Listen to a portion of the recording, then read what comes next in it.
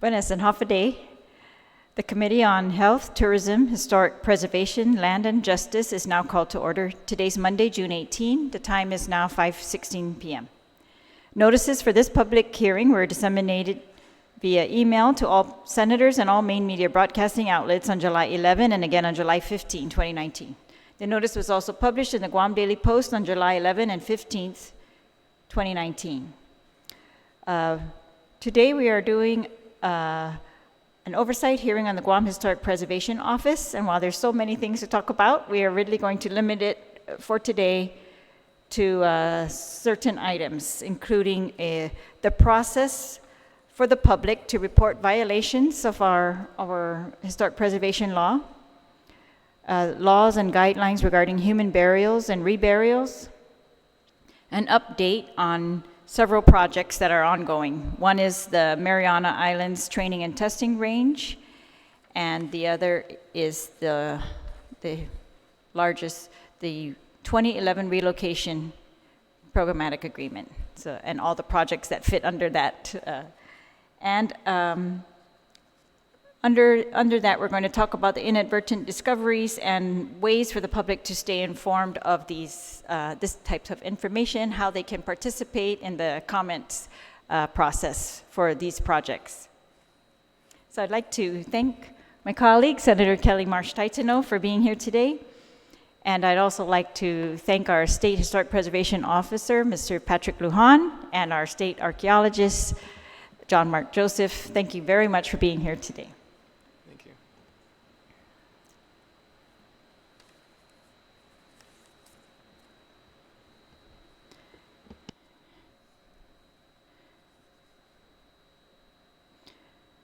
You know, as you know, there have been a lot of talk lately about all the projects that are ongoing, particularly Department of Defense projects, because they are really the largest that are ongoing right now.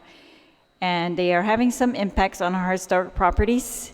And so I would just like for the public to know what the resources are that are available to us to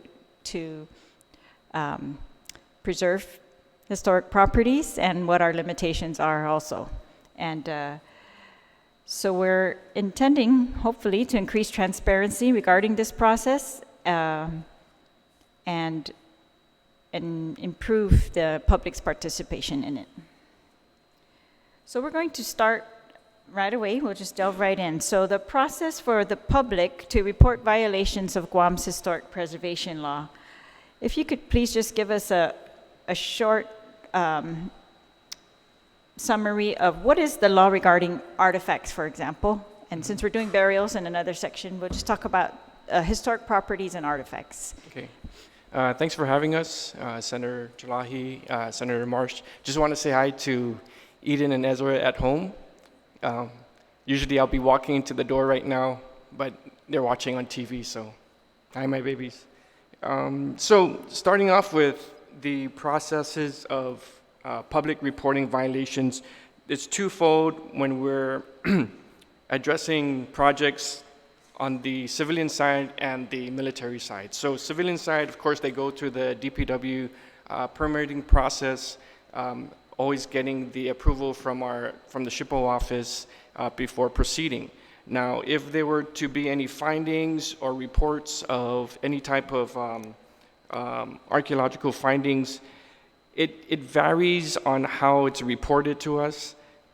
There's sometimes they remain anonymous, and then we would take into action right away. Again, being reactive, you know, with the status of our office, go out looking at the mapping, and then working with the projects to see, number one, if they are properly permitted, if they are, did they have an archaeology on board, if the archaeologist was even on site. So all of those would be taken into account as far as our investigation is concerned, and then working with them closely. On the side of the military, there's different processes when things are found. In particular, if it's a programmatic agreement, then they provide us a determination of effect, in which we would have 45 days to review. That would be on a project consultation. any inadvertent discoveries of archaeological resources, the process is to pause work immediately within the vicinity of the find, protect it with the barriers, and report it to an assigned Department of Defense archaeologist. And that they would confirm the site and prepare notification to our office with plans for solving the effects. And that goes, and then they usually have 48 hours to do that, to report to our office, which just within this week, another finding took place, and we are in the process of reviewing what they had found. And inadvertent discoveries of human remains, it's very similar.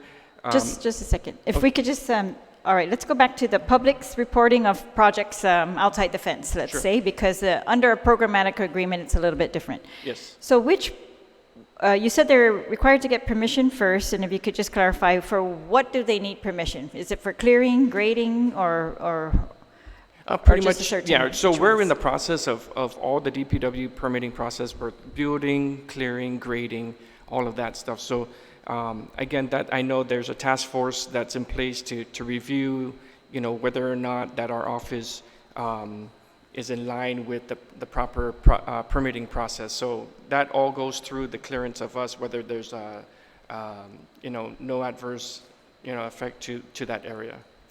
All right, so you get your first shot at it by if they apply for a permit. Correct. And what if they don't? And what if the public discovers something out there, for So example? if they don't have a permit, then they're suspect to violation of a third-degree felony, which would allow us to potentially apply a fine to them. Right. And so how exactly does the public report this to you?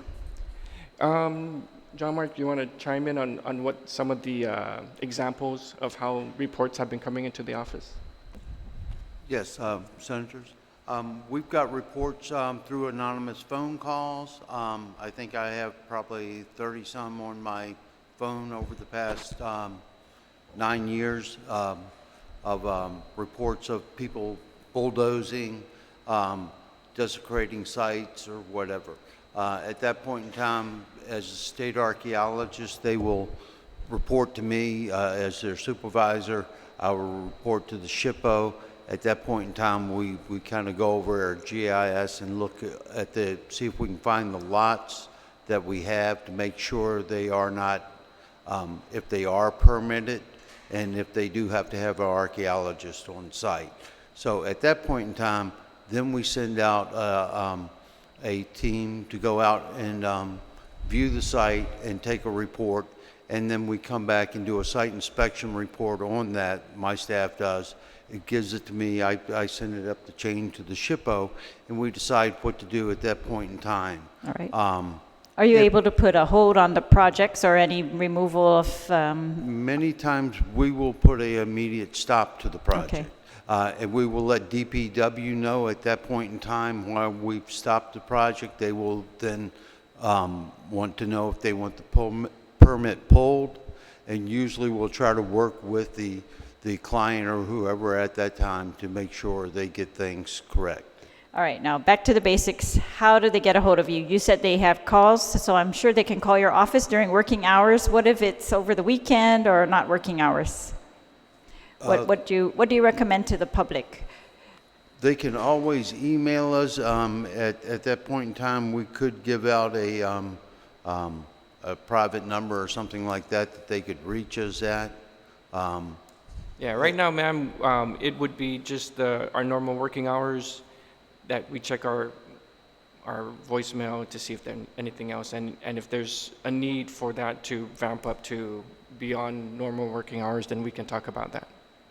Well, the last two discoveries that I heard about were over the weekends always, and if anyone sent information to me just because they thought I'm the committee chair and I might be able to send it the right way, I would send it to the SHPO or to John Mark Joseph because I had their cell phone numbers. But I want to know, what is the public supposed to do? Those who are listening, that's what I want to give them some procedures to follow over the weekend or at any time. So emails and phone calls to your office. Is there anything they can do over the weekends? At that point in time, I would ask them to call the Guam Police Department to say that they feel that there's a violation, then that way we're in contact with the Guam Police Department on destruction of historic properties also. We've called them before on the destruction of historic properties. So at that point in time, I think on the weekend or whatever, they could step in and say, look, you need to stop what you're doing and check with the Guam Historic Resources Division first thing Monday morning, and then get back with us before you start, because they're vigilantly 24 hours a day. Okay, that's great. If that's going to work, just maybe make sure, if you can, after this hearing, that that's still a good process. The GPD is not going to tell us, why are you calling me? And I know that the Department of Agriculture just recently instituted a hotline, and if I would just suggest something that the public knows they're very safe and that they should call. Because my understanding is, because your staff is so very small, and I just wanted the public to understand that you don't go out there roving around and inspecting every site every day. There's no way that you're able to do that, and that you need their help. You need them to call. You want them to call. They're very welcome to let you know, and that it's not a bother, and that you're going to take it from there. Yes, that they ma'am. can feel safe, that these things will be protected if they just call and let it go after that, right? Some people, there was an incident recently where they thought they had to take the matter into their own hands because they were worried that there was no action from anyone. And so that's what I want to avoid that. I don't want vigilanteism out there either, even in regards to historic properties. So that's the goal, right? Yes. To ensure them that you will take action and that this is a priority, but that you're not out there, so you need their help. And so that's just to remind the public that you need their help, and please call, right? Yes, Please let you know. All right, do you, okay, as to human burials then, if you could, what does the law say regarding human remains, and I know we have guidelines, if you could just give us a brief summary of those. Sure. So local law, we follow the the local law from 21 GCA Chapter 76, and with that, it provides a lot of legislative support, executive order support dating back to 1989 regarding the disposition of recovered human remains, and then it all resulted in a Parks and Recreation general guidelines for archaeological burials from March 2010, which we still to this day follow. Again, with the overall intent of leaving remains in place with all efforts possible, but working closely with the SHPO's office to assure, if that's impossible, then that the respect and the proper caring for the remains are carried through from the finding all the way into whether it's a reburial process or a study that is needed.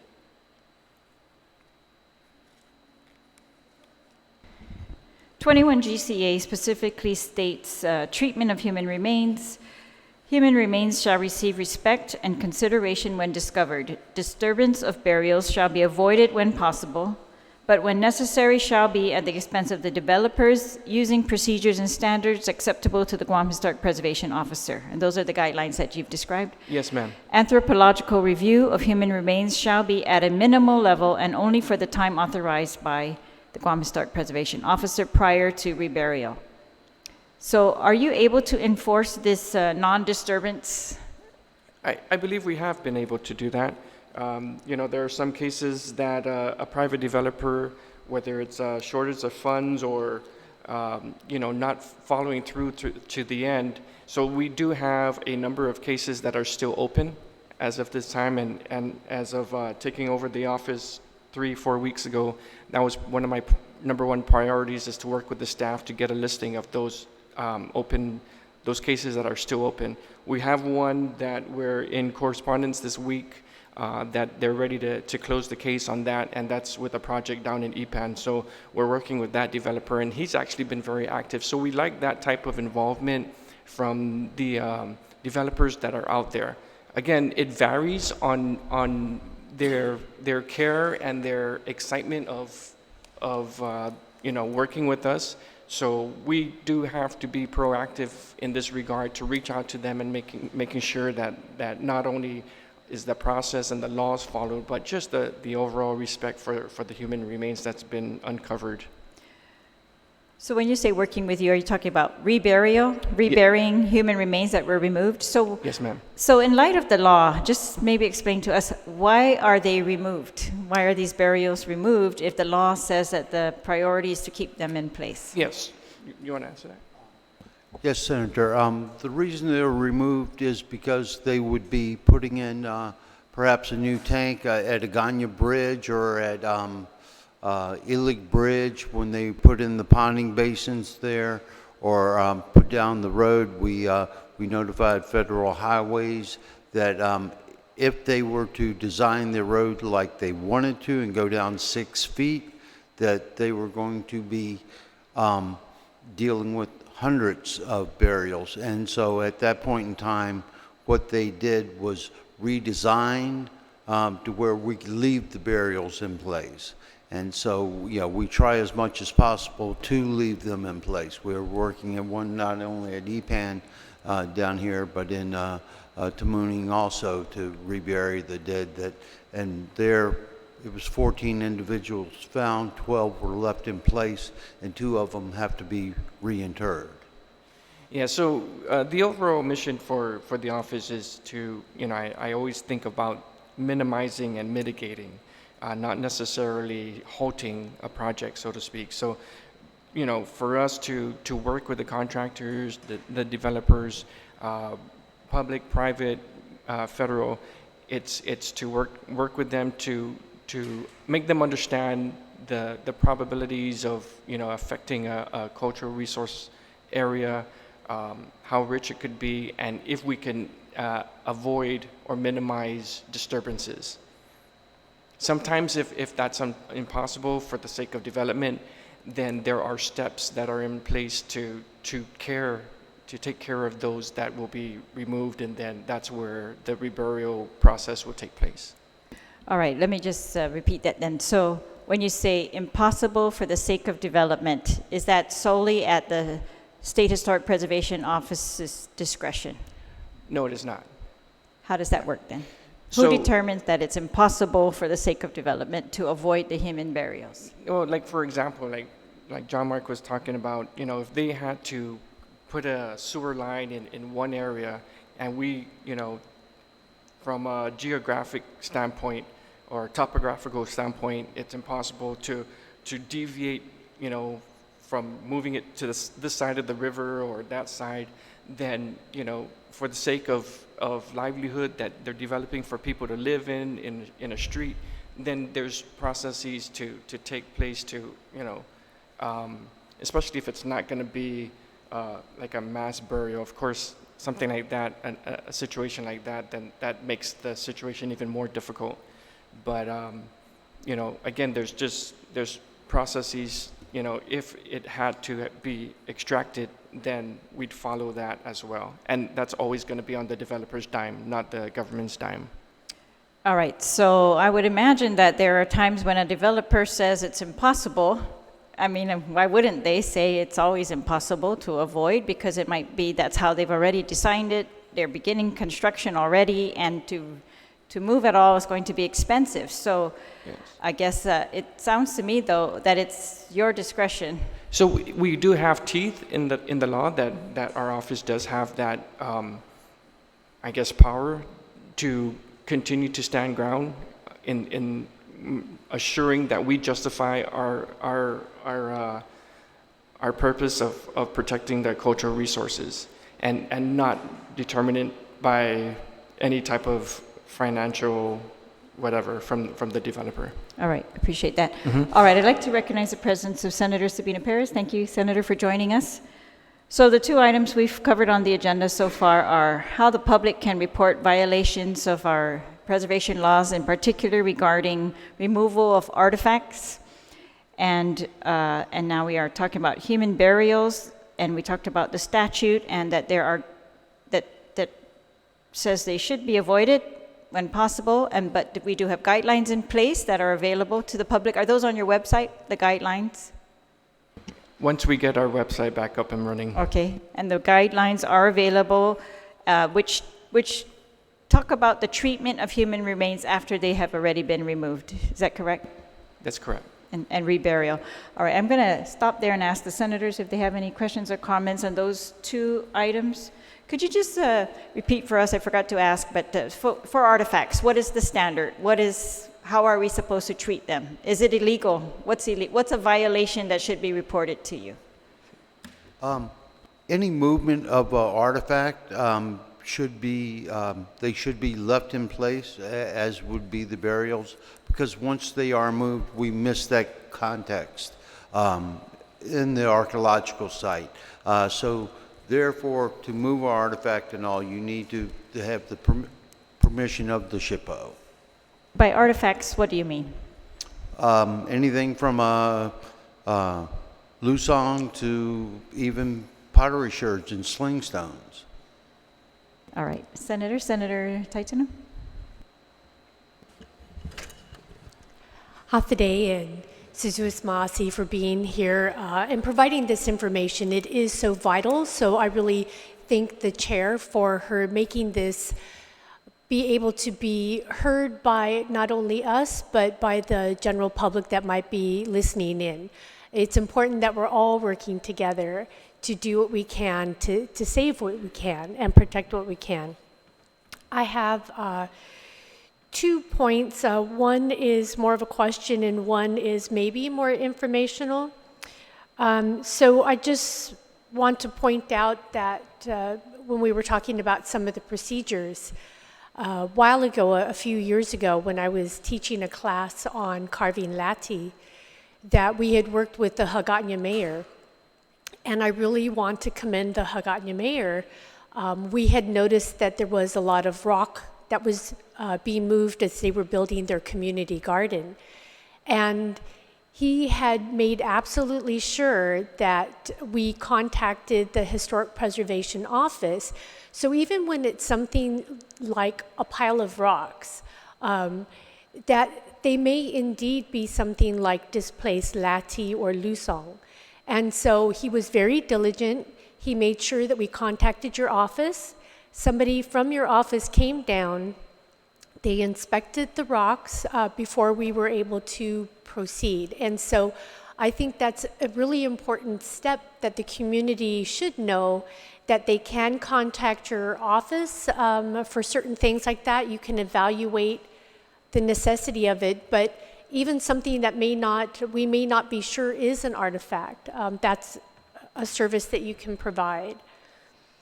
The other point was, and this one is the one that's more of a question, is somebody has reached out to me recently, and so I need to get myself to your office so I can sit and have a conversation with you.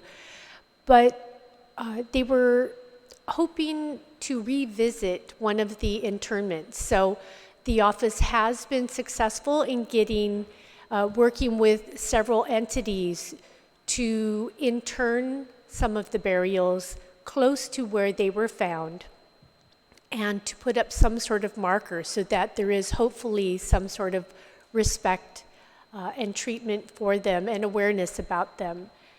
And so is there an ability, would you say, for somebody to come into the office to ask you about that, to see if there could be that dialogue opened up again to revisit the type of internment that's in place? Yes, absolutely.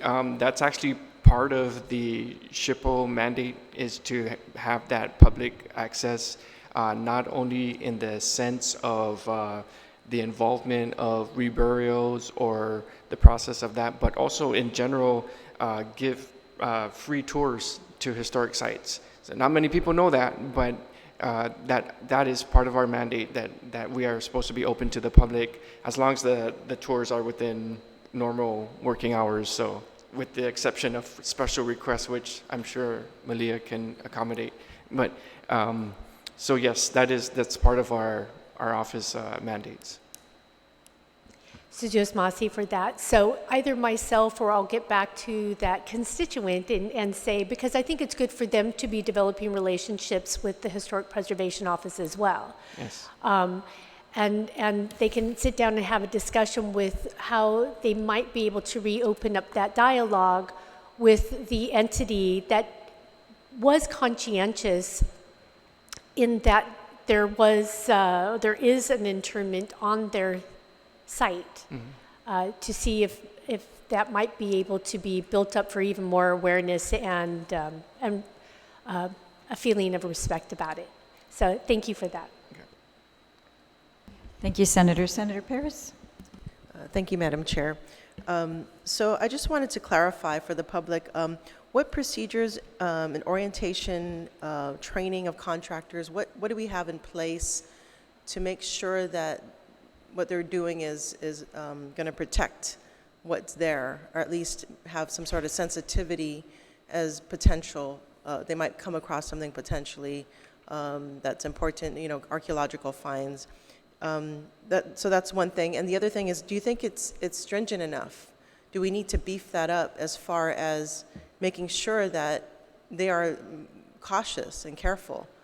Because I'm hearing reports that they're rushing the project, and it's after, they find it after they destroyed it. So I'm just concerned about those reports. Yes, as far as inside the fence, as like with the military buildup, NAFAC has a cultural awareness program, so for their contractors coming in. As far as outside of the gate, this is only for the buildup, so other contractors may not go through that.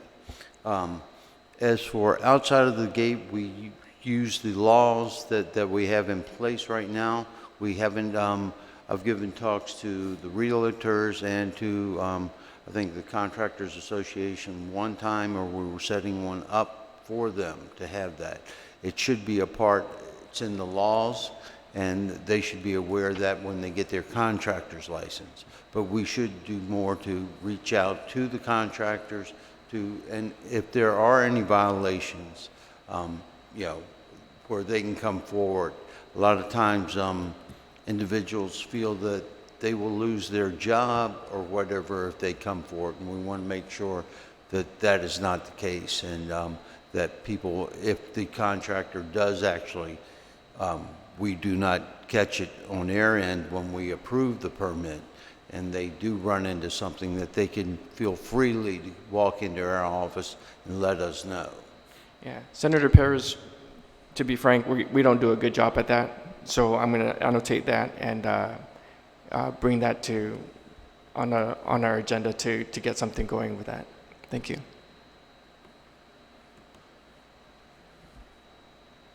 So another thing about the law.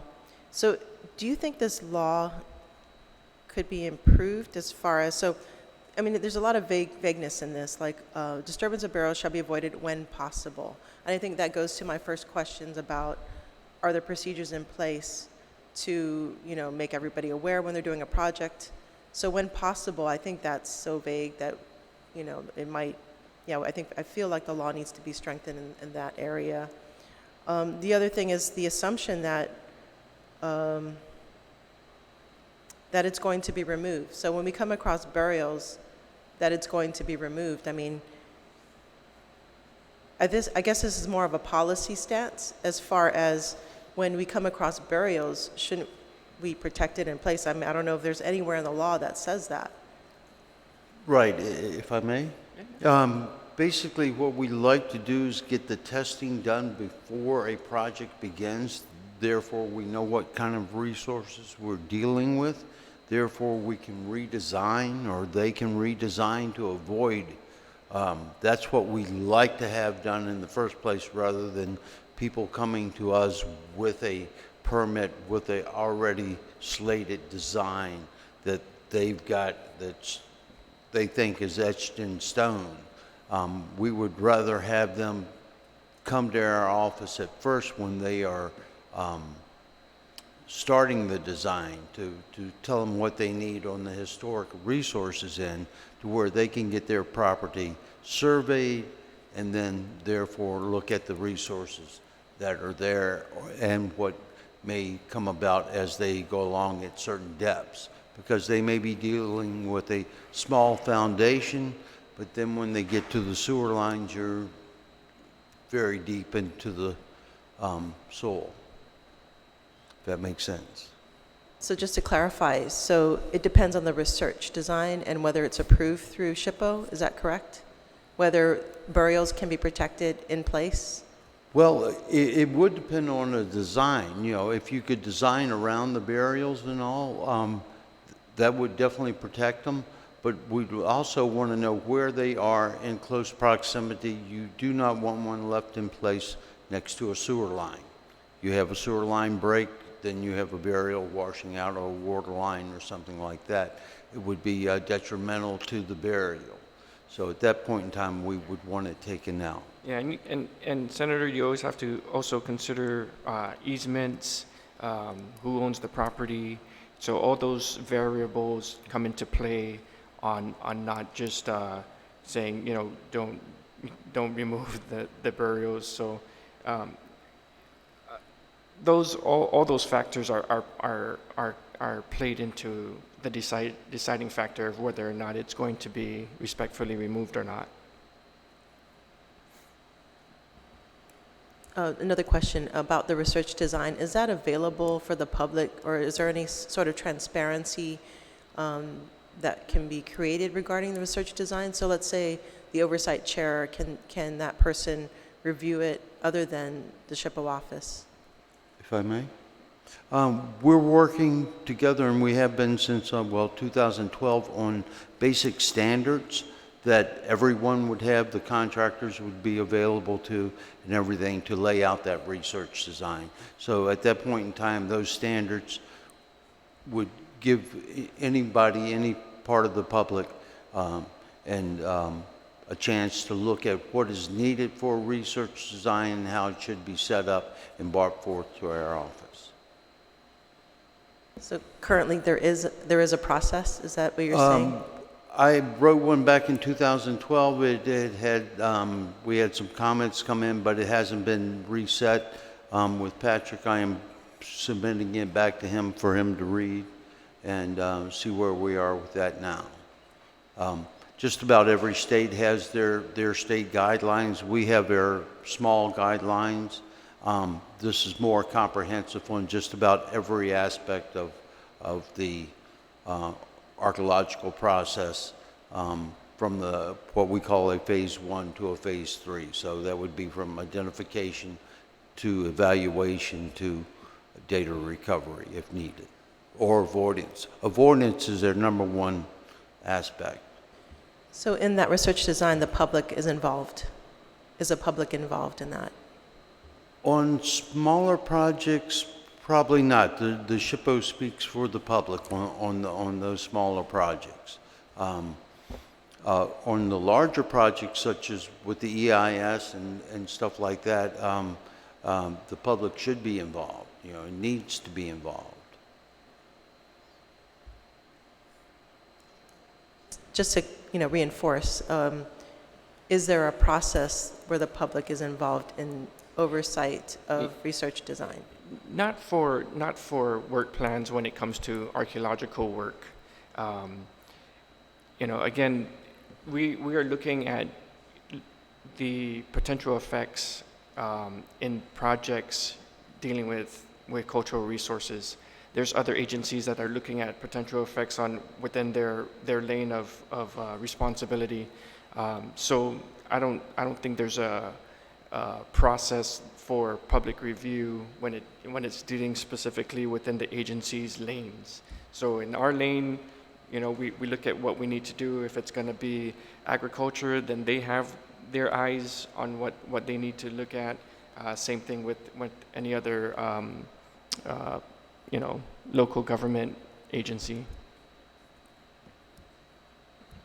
Okay, I don't want to harp on it, but I just want to see, is there a place where the public can participate, at least to have oversight? Not on what we're looking, no. I'm sorry? Not at what we look at.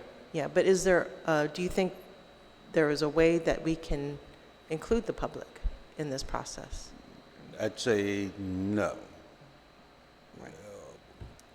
Would you repeat your question again? So the idea is like, basically, the more transparency, the more possibility of protecting something. Right. And if you have more eyes on it, as long as they're certified, they're not going to say where these sites are. I mean, as long as we have some public representative who is going to say, okay, this is not okay Right, I for think, the public. I think you open up a probability of adding too much bureaucracy into a process.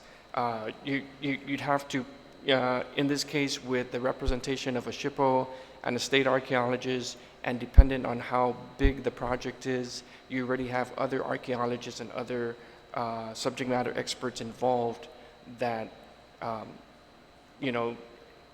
adding another layer of review, already we're behind schedule of the permitting process.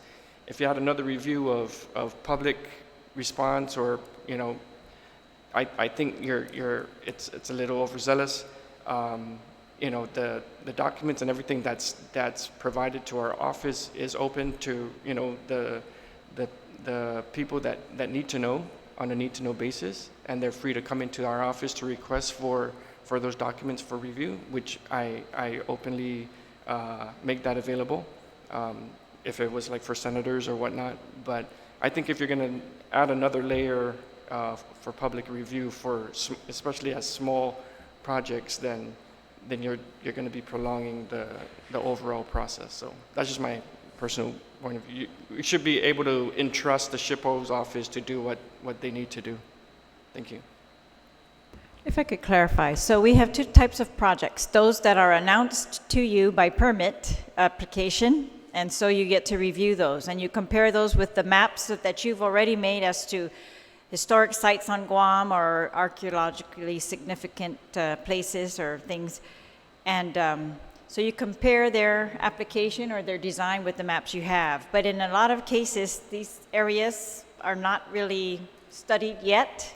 And I would think that you probably have presumptions that you use, but that's all for the application process. But when you do sign off on a permit, do you say there's a high risk of finding burials here, or do you say things that the public might be able to review when you review a permit? Yes, and again, with the amount of archaeological studies over the years, we kind of have an idea of where the high probabilities are on the island. We kind of have an idea where the low probabilities are, and even though we approve to proceed a project on the low probabilities, we always have a caveat in the letter that says, in the event that you come across a historic resource, you are to immediately inform our office of that finding.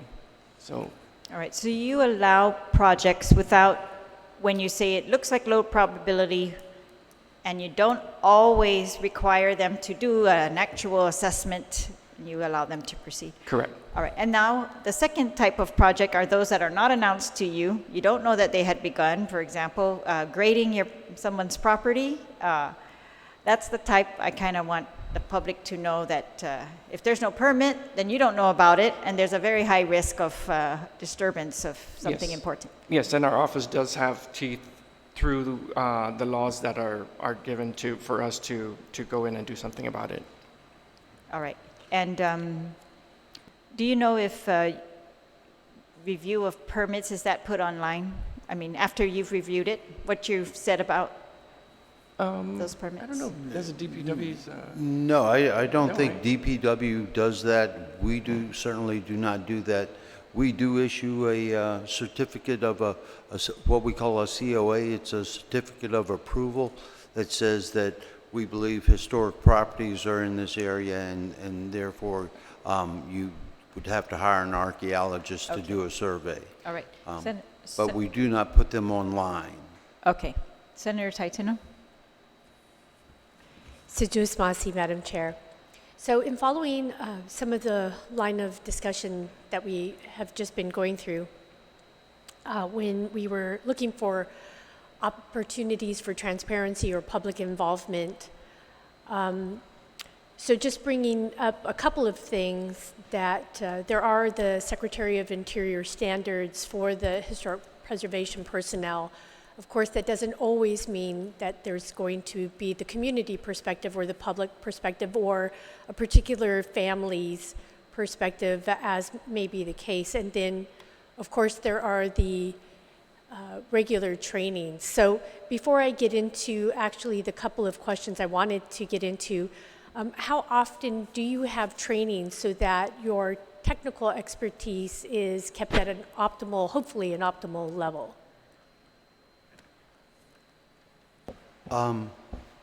The last training I think we had, or at least my staff had, was on GIS. We haven't had a Section 106 training out in a couple of years, and I think the last one was through the Guam Preservation Trust. So that is one thing I've asked Patrick and all that we perhaps get that going, to have those people come to island. It's cheaper for us to have them come to island than for us to go to them. At that point in time, we can open it up to all the agencies who need that type of training, and they need it, at least once every 2 years. And ladies, that's one of my first things that I brought up since taking over the office was staff development, looking for proper training for the different specialties that we have in-house. Of course, GIS is just one of them, but field identification, again, getting archaeological help for Mr. Joseph, and then just developing our staff so we can be a more proficient entity. So just Masi for that. And the other part of where we might get some public participation and other technical expertise weighing in is there is a Historic Preservation Review Board. Can you explain opportunities where members of the Historic Preservation Review Board might be able to weigh in on a process and therefore get further inclusion Yes. of not only that expertise, but hopefully community members, because our Historic Preservation Review Board members are indeed community members. So if you could Correct. explain some of that, please. Yeah, so I'm not sure when the last time the office had a board meeting. It's been quite some time, but again, that's one of the first things that I brought up also, is to call for a board meeting to overview our office. And so we're waiting for that quorum to come back. I guess some of the members are off island, so I'm anticipating within the next 30 days to get something back on and get some items such as these back on the plate and get the input from the review board.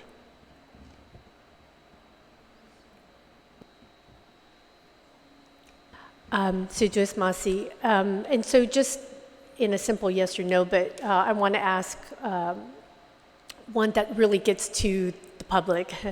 But are board members ever brought in for consultation, so maybe even beyond the meeting? And I mean, the board meetings themselves are publicly announced, and the general public can come to them if they're reviewing a nomination or something along that lines. But in just a very simple yes or no, so I can get on to the other question without taking too much time. Are board members ever brought in for consultations, or do you plan to do that as you move forward? I do. I've had one board member already come in, and we've had some deep discussions, and that it was very fruitful. I'm not sure prior to my time if it was being done, but definitely knowing what tools we have on that board, it would be very useful for me to use them as subject matter experts on the fields that they provide on the board. Are you talking about in the permitting process? No, ma'am. Your approval of whether people can pick up No, something? just All right. just in general. And then the part I was wanting to get to is, so there can be interested or invited parties. On Guam, do we do that where we're actually calling for community members who might have a stake in a permit or a project that might be impacting something in their community or their neighborhood or their family land, do we actually follow that by having interested parties be part of some of these I think, permits or projects? yeah, I think, once we get the board back up and active, at least from the SHPO, because I'm sure they've been active on the Guam Preservation Trust, which we share the same board.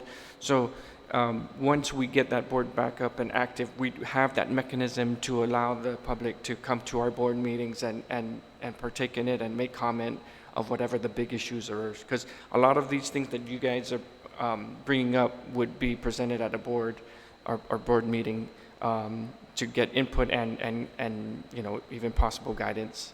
So I don't know if that answered your question or you're asking something different than that.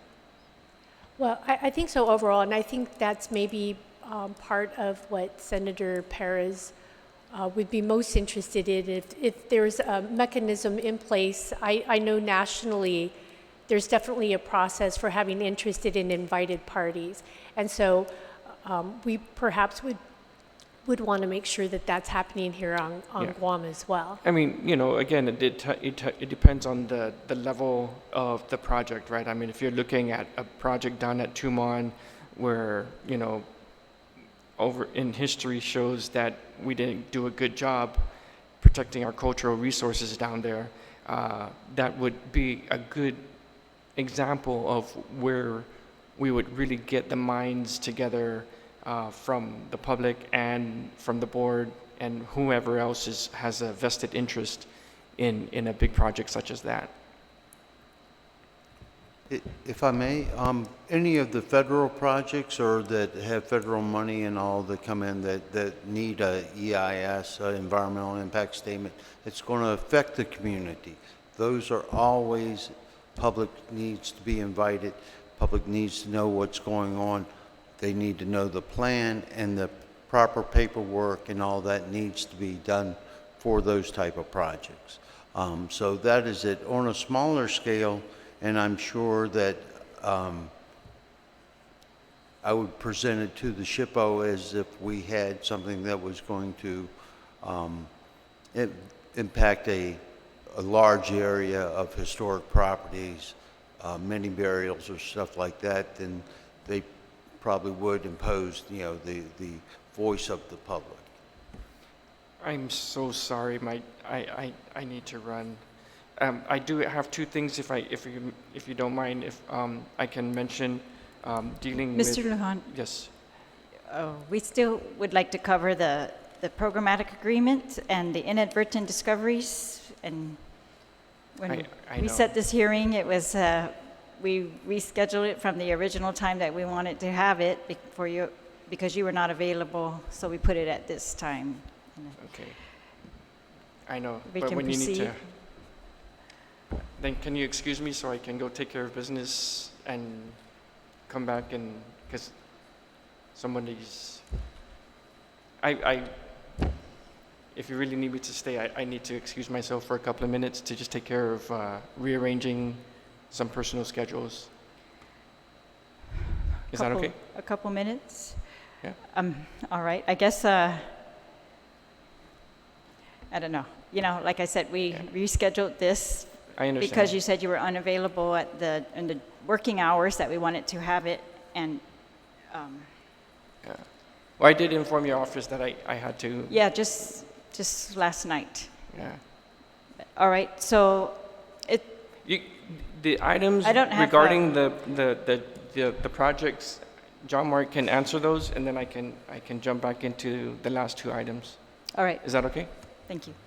If I can borrow your.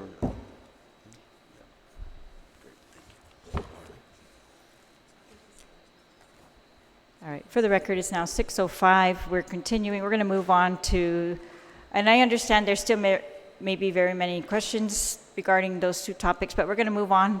If you don't mind, John Mark Joseph, we're Yes. going to move on to, so we have many projects with DOD going on, and these projects are, many of them are pursuant to programmatic agreements where they've made an agreement with your office as to how they're going to consult and handle historic properties within the scope of these projects. So we're just going to focus on two of these today. One is, very briefly, the MIT, the Mariana Islands Training and Testing Range. I just would like an update on that.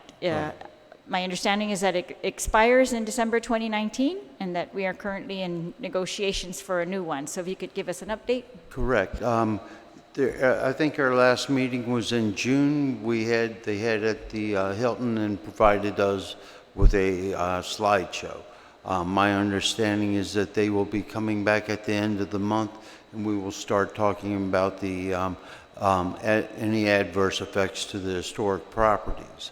Any of their training areas that they have planned to use that we have already spoken on there with the in consideration of the buildup will be the same. So our opinion has not changed on that in any of those locations that overlap. They will be letting us know their areas of potential effect, and then we can start looking at what type of resources that we know are there and what type of perhaps surveys that need to be redone, because many of the surveys done here were years old, and they did not do a lot of soil movement. So, and I probably misspoke there in the fact that they did not do a lot of shovel testing to find out what resources are below the surface. So a lot of it was what we call a walkover or pedestrian survey. So those right now, we would like to take a better look at it to know what kind of resources have been or below the surface that may have been covered by earth moving activities.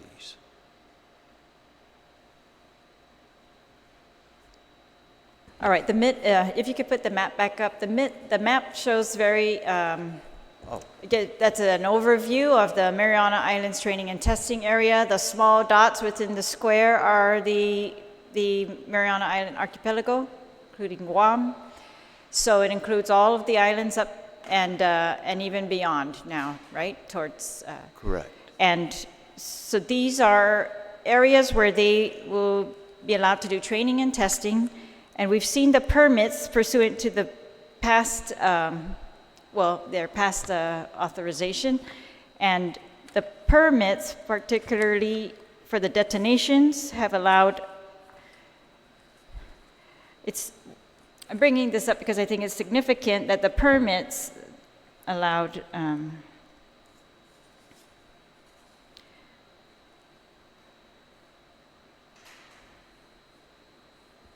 they state the number of take or disturbance to mammals and different species, but particularly mammals. And so in the permit under the MIT, they had allowed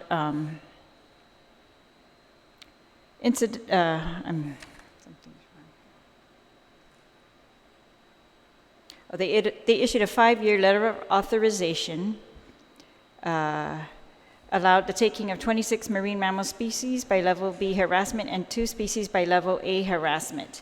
But when they put the number of takes allowed, they stated something like this. So for blue whale, 140, an average of 28 annually for 5 years. Bird's whale, 1,990, an average of 398 annually. And the list goes on. There's whales, dolphins, and other things listed here. And so in addition to incidences with these mammals and the permits that are going to be allowed pursuant to this, review of the MIT, or reauthorization of the MIT, do you know the period that they intend to reauthorize it for? No, I do not. I can say we speak to the historic properties rather than the mammals and all. I know. I know that I was wanting to put in comments on the MIT or the MERC At the time, I was down with the flu at the thing, and I did not get a chance to make my public comments on that. But as for our office, they're coming back, like I said, at the end of the month to start talking about the historic resources that are Right. impacted. But I did see comments from the State Historic Preservation Officer on the new EIS you're talking about, on the MIT? No. I thought they did. I would have to go back and look Okay. at the file. I thought I saw that. But so what historic properties are we talking about in this area? Or do you expect impact on historic properties that were not discussed yet under the prior MIT? I know at some areas when they come back, they will be disclosing those areas of potential effect. What was shown on the screen was the overall aspect of the MRC. I know they want to split the agreement up in between make two different agreements now, one for Guam, one different for the Sinai. But we will look at the specific areas of potential effect here on island for the historic resources and deal with those as they come up. All right. And I also saw correspondence from your office or minutes, I guess, from the MIT meetings that have been held so far that your office objects to the breaking up of the region now that had been included in the prior MIT. Good. Because we're talking about the oceans. Right, yes. Okay. All right. And so you expect additional historic properties to be impacted. And do you know how many that you had listed to be impacted under the original MIT? Well, I think right now they're going to sit down and define their APE for us for the areas that they're going to be doing training on as they're doing here and in the Sinai.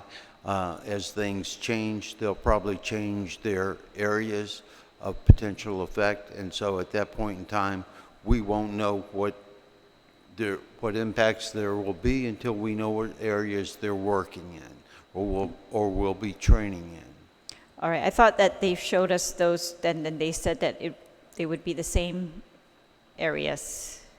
No? You expect them to change? That's one thing it's possible. I'm not sure. We'll wait till they present it to us, though. I All don't right. want to second guess them. Okay.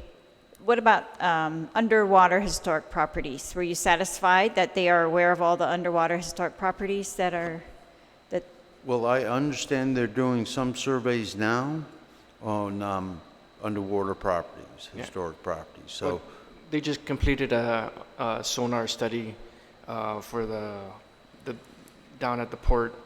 I was able to meet with the company that was contracted out to do that. So we're excited to see what type of report, the final report, will come about with that.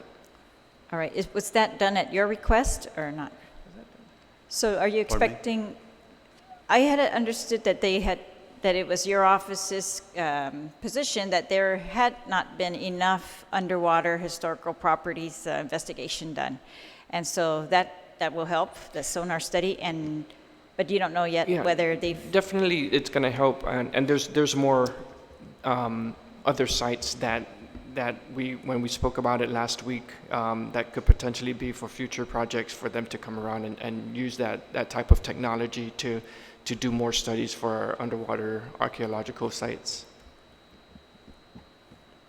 but was that study done pursuant to the MIT? Okay, that I couldn't say. all right. Okay, It was paid by the military, but I'll see what the history is, how that originated and came about. I'm not too sure. I guess, yes. So my point is, we had a MIT already, an agreement, and they had described as historic properties that would be affected. And now that they want to renew this MIT beyond 2019. It was my understanding that it was your office's contention that there may be additional historic properties that's what they're asking us to identify for them, that there may be additional historic properties that may be impacted. And so that's the stage we're at. They want to know from you, from the public, and and on their side also if they are aware of any additional historic properties that may be impacted. Well, we look forward to the meeting. Like John Mark said, at the end of the month, their representative from NAFAG PAC Pacific will be out on island to meet with us, so more to come on that. All right. Do you know the date of the meeting? It's supposed to be like next week or the following week, so coming up soon. Because these meetings are open to the public, right? Those are the consultation meetings that they're having? No, it's just an office visit. So Right. So this is not a MIT meeting?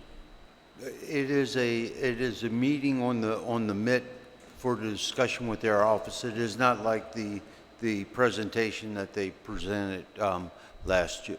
All right, when is the next MIT meeting where the public is allowed? That we would have to ask them.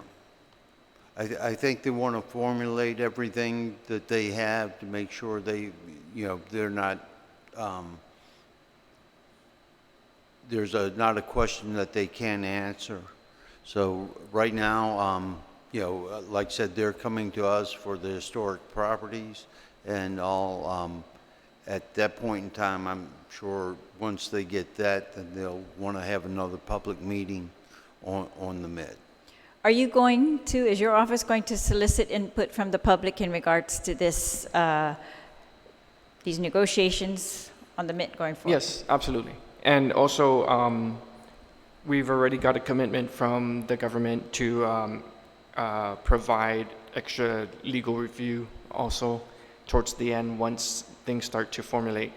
Yes, well, prior to the change in SHPO, we had several meetings where we were trying to make sure that we have a unified government strategy going forward, and Yes. that when we enter into negotiations, the SHPO enters into the negotiations on behalf of all of us, the government and the people of Guam, and we wanted to make sure that we had given our best information, our best negotiation strategies, that we don't sell ourselves short at all, and that we come up with an agreement that we all are going to have to live with and be satisfied with going forward. And we've learned a lot from the last PAs, and so we wanted to make sure those are all incorporated. So I hope you will pursue a strategy that involves the public and the various government entities that are involved. Absolutely. If it's okay with the senators, I'm going to move on from the topic. And so the major reason for the hearing today is the other PA that we're going to talk about today, and that is the 2011 Programmatic Agreement. This is for the relocation of Marines to Guam. It involves many projects, including the firing range that is being built. So we're going to touch on the firing range, the Vinagodzen, and a little bit about the FENA project. But in addition to those,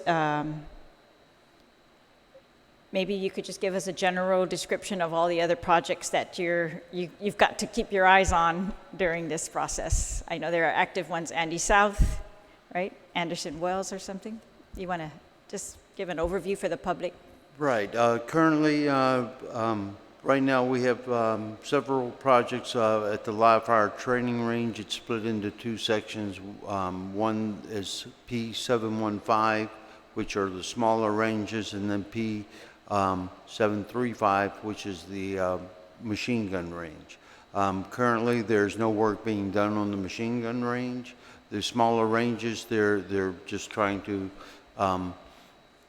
go through and see what is there. They're currently finding. Okay, I'm sorry, John Mark Joseph. Yeah. I want to stay a little general first. So in addition to the site of the live fire training range complex up at Northwest Field, you're also looking at what's going on, the construction going on at Vinagodzen, At the main right? cantonment, yes. And there's an upcoming ordinance construction projects, or storage construction projects in FENA area. Correct. Andy South, right? What other areas are involved in this relocation? Just generally. What are the other areas? Yes. We have a list of several areas here, Navy Base Guam. We have the dental clinic that's going on there. Let me see here. We've got the Child Development Center, the middle school expansion, the youth center, the family housing.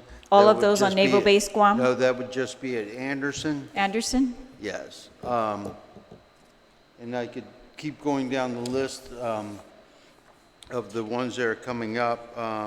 The APRA embarkment, let's see, the establishment of native plant nurseries, the ungulate fencing that they'll be having. That's up at the firing range, right? Right.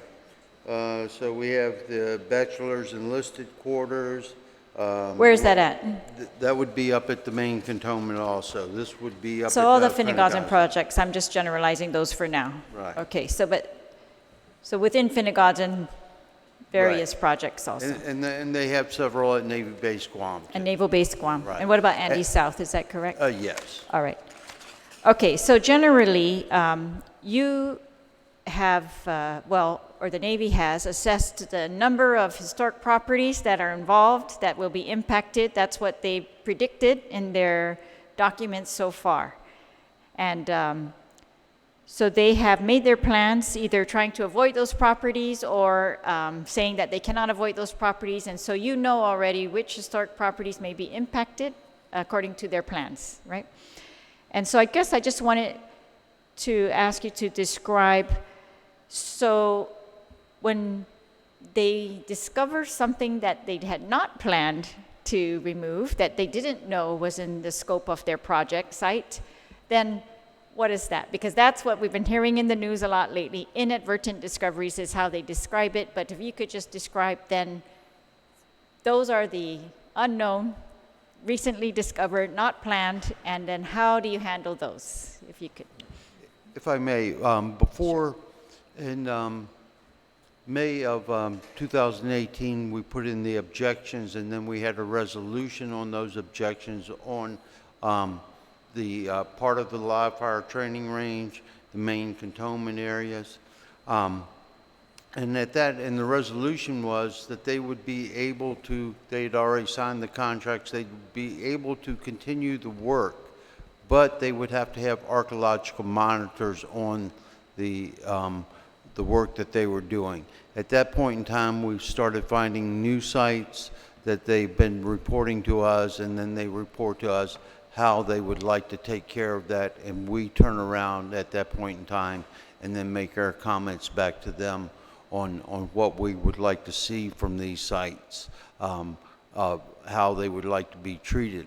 Many of them are within their area of potential effect, so they do have to be taken out, but we're trying to get the best archaeology we can get out of these sites. That's what we need, the best that we can get. All right, so if I may, then the process is for inadvertent discoveries. They notify you. Together you work on a plan. You try to get the best plan that for archaeological studying that you feel is possible from these sites. And then because they're within the scope of the area that was of their construction area, these will be cleared. Is that correct? Correct.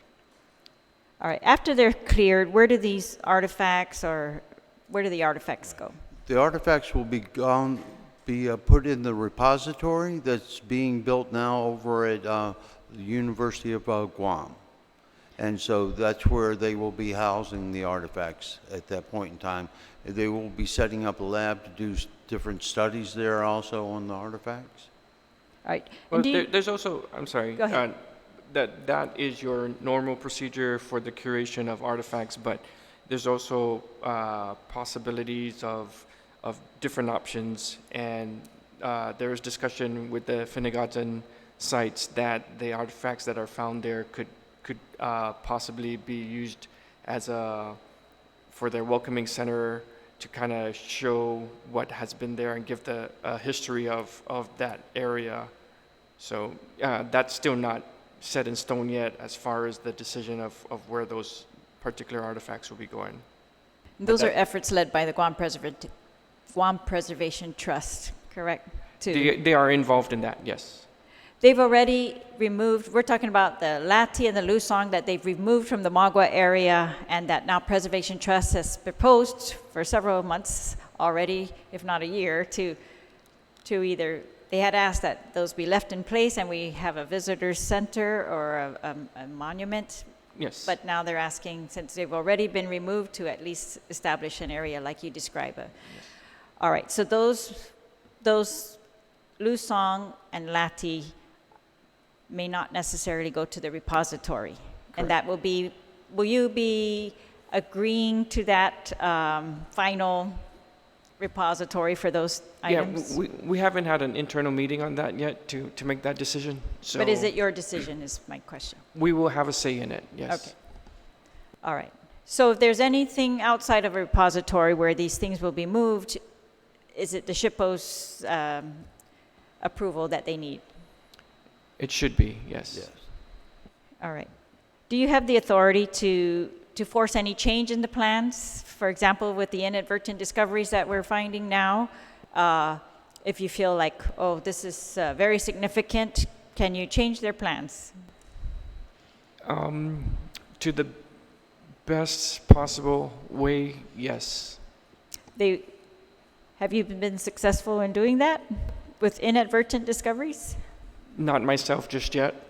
So this week's inadvertent discovery is the first under my watch. So we're still monitoring that to see where we're going to take it. All right, so let's get into the details then. If we'll start with the Northwest Field, the firing range complex, and we're just going to hit that, Magua and Fenna Lake, as examples of inadvertent discoveries, and the recent ones, in fact, and so that you can just describe to the public how we deal with those. So if we could put, this is the live fire training range. The ranges are in blue, and the 4 on the right side of the map are the ones that are being cleared now, actively. And the largest one on the left is not yet begun. But they have begun the road that connects the 4 on the bottom. Is that correct? All right, and so that's what we're calling the live fire training range. This is up there adjacent to Retidian, Northwest Field, Plateau, the cliff above Litexan or Retidian. So just in general,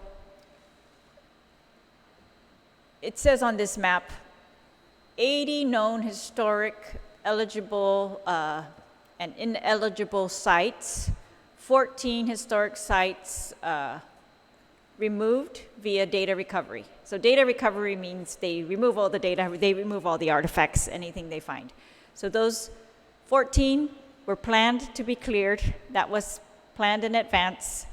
And so now they've discovered more. So if you could just describe the recent discoveries, how many are there and where are they perhaps in regards to this property? If I may, the smaller rifle range on the left, which is next to the one up to the far left, from my perspective, there's the machine gun range. But that rifle range right now, there's a good portion of that is fenced off, that they will be testing that area to see how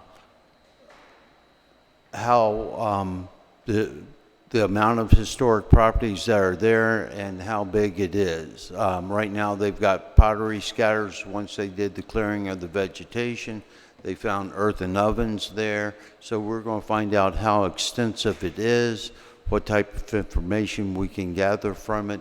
But they have a pretty good portion of that area blocked off, where no construction, no one is moving right now, and they're in contracts right now to do that, to do the testing for those areas.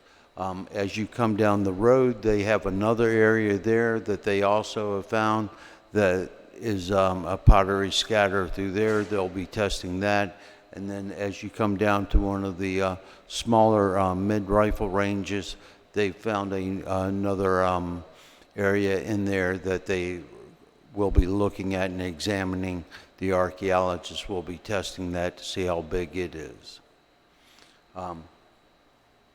That's all I know right now from the live fire training range. All right, so that's not where the new discovery you were talking about earlier? No. Okay, so for this property, are there any questions or comments, senators? Senator Paris? Thank you, Madam Chair. So in looking at the complete properties that are being affected, do you see any patterns emerging from this as far as, can you tell the settlement? Is there something that's emerging from this? And is it similar to what you've seen in other areas that have been disturbed and destroyed? Well, a good portion of that area has already been disturbed and was disturbed in the 50s. What we found is that right now we know that when we put in their objections back in May of 2018, was that we're now finding that those objections had some validity, that these sites are perhaps bigger. We're right now I would say the book is out. The investigations haven't started. They've just cleared the stuff. They've just cleared the vegetation, so now they're able to see more of what's there. And they're just now, they still haven't even identified how big the sites are. So most likely that they are within the area of potential effect. A good portion of them may be outside of that area of potential effect, so they may be preserved. We don't know that yet, and that's probably future studies that will have to be done there, because they have a certain limit with their area of potential effect. But we encourage them to also study to figure out how large these sites are and what is outside of that fence that they're disturbing. That way we know that for future generations. Do you see any similarities with the Magua site? At this point in time, I haven't looked at the reports from this. We know that they're both increasing, both the Magua sites and the sites at the live fire training range. I'm sure there are some similarities with the earthen ovens and that we've seen at both of them, depending on their use. Yeah. And what point what's the threshold when you say stop? Okay, this is a village. This is something that really you can't move on with this. Right. Basically, we've tried to get them to move away from Magua since we realized it was in their footprint. That is something that we've tried to do. We were successful at having them move one of the firing ranges and move a road that was redundant at the time, and that saved about 6 or 7 sites. We have not been able to get them to move off of Magua yet. I would like to see it preserved, even if they need to use more land elsewhere, just for the community. But also pertaining to the live fire training range area, at what point when you start to see all these accumulation of findings that it becomes much more significant where the project needs to be stopped? Is there a threshold level that you guys have set? Well, right now it is stopped, and like I said, we're in the middle of a programmatic agreement that has certain stipulations that are set forth by law. So right now we're constrained by those, and we're working within them to get as much information as possible. Senator Tyson? Sedus Masi, and these build on the questions that Senator Perez had. So you're saying that you're still trying to figure out the settlements, their relationship to each other, what type they are, how large they are. So it seems to me that we're at a point where we don't know much yet about this northern ridge to reef lifestyle, where we have the coastal plain villages, what appear to be these resource areas that were utilized above. We do know that in the building of Anderson and areas like Nicktam's, tens of thousands of acres were bulldozed. We don't know how many settlement areas might have been bulldozed at that time. So the first part of my question is, do we know much about this northern ridge-to-reef lifestyle? Or is that one of the areas that we still have a lot to learn about? I would say we're learning a lot every day. With every new discovery, we're learning.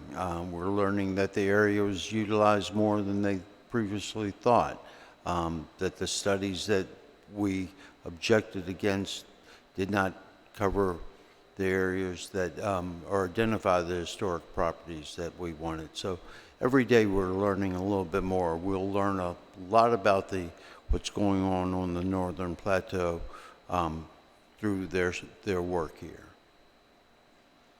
Sejus Maasi, and I think that really helps build the case for, if we're learning a lot every day, and this is in a very truncated, short period of time. You know, of course, there are areas, lifestyles, lifeways that are studied for decades, their entire dissertations, their entire people's careers, and yet there will still be more to learn. So if we have just this short window of time and we see how rich that is, that leads me to believe that there's so much to learn about that particular type of lifeway that is perhaps unlike other parts of Guam, inland Guam, southern Guam, even northeastern Guam, where we have Paget in those areas where they have cliff lines and a very different lifestyle. So this really disturbs me that while we know so little and we see how rich that potential is, to be at this point where we only know of a couple that are left.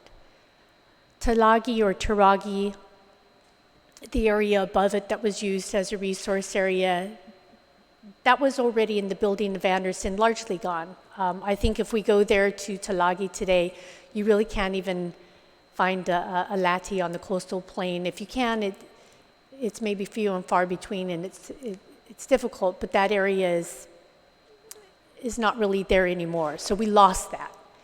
We lost an unknown number in the bulldozing of those sites and to make those bases decades ago. So it seems to me that we really only have Kailalo. It seems to be very associated with Letex and below as we refer to those areas. That Magua seems to be related to perhaps Hilaan or someplace in between Hilaan and Haputo. But there are the only two of that region which may have been a very particular lifestyle that are left, and yet they're both for being impacted very severely, bulldozed, moved aside, permanently altered. Are there any other such sites in the north that you know of on the north and northwest versus the different sort of geography and lifestyles that would have been on the other side of the coast? Right. When we were asking the military to redo some of their historical studies and all, one of the was a historical road that led to, in reading it, it led to the village of Machinao. We know that Machinao has lost a good bit of land. Perhaps maybe that's where a lot of the coral came from for the base at the time. But we're not sure. We're not sure if the village of Machinao is gone, if it will be impacted, with the machine gun range, or it will be totally left preserved. We haven't found that yet. So it's only right now in the study that was done on the road that it's even mentioned. And so therefore, we hope to find it, and we hope to find and have it preserved. I know right now the military is in a fixed position with what they have. They can't vary anymore, so they tell us, and we're trying to work with them to get the most out of the archaeology we can. So my geography has its limitations for Guam, and so I know the general Machinao area. Is that a village that would have been on the plateau, or is that a ridge to reef sort of where there's something on the coast and then a resource area, settlement area above it? I do believe it would be on the plateau, as Machinao Mountain. It would probably be close by, near there, I would say, to carry that name. I cannot speak more than from what I've read so far. Therese Masi for that. It's important to know where those sites may be because we do want them avoided at all costs. But it does sound like it's a different configuration, valuable, of course, but different, so that we really may be down to just having Magua and Tailalo left, and yet we're being asked to for all of the future generations, be able to be okay with having none left for them. So, Therese Masi, and I'll turn it back to the chair. Thank you. If we could put the map up again of the firing range real quick. So if I understand Senator Taitano, I share the same sentiments. So we're talking about the green, dull green area is the plateau up above, up on the cliff. And the red area is below the cliff. It's the ancient villages, isn't it? Correct. And so these ancient villages, so the question is, if we've got 100 historic sites up on the plateau adjacent to an ancient village, are these connected to the ancient village? And would you put a firing range in the middle of your ancient village, right?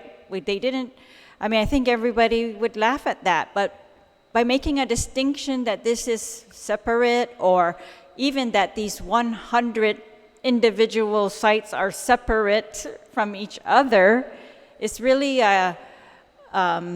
something that's very difficult for me to understand. If we're talking about a lifestyle, like that's the first time I've heard this term, but I'm not an archaeologist either. But if we're talking about, I know in Hawaii, they very much connect ridge to reef as a way of life, and they connect it ecologically, they connect it archaeologically, that's how they lived. They lived from ridge to reef.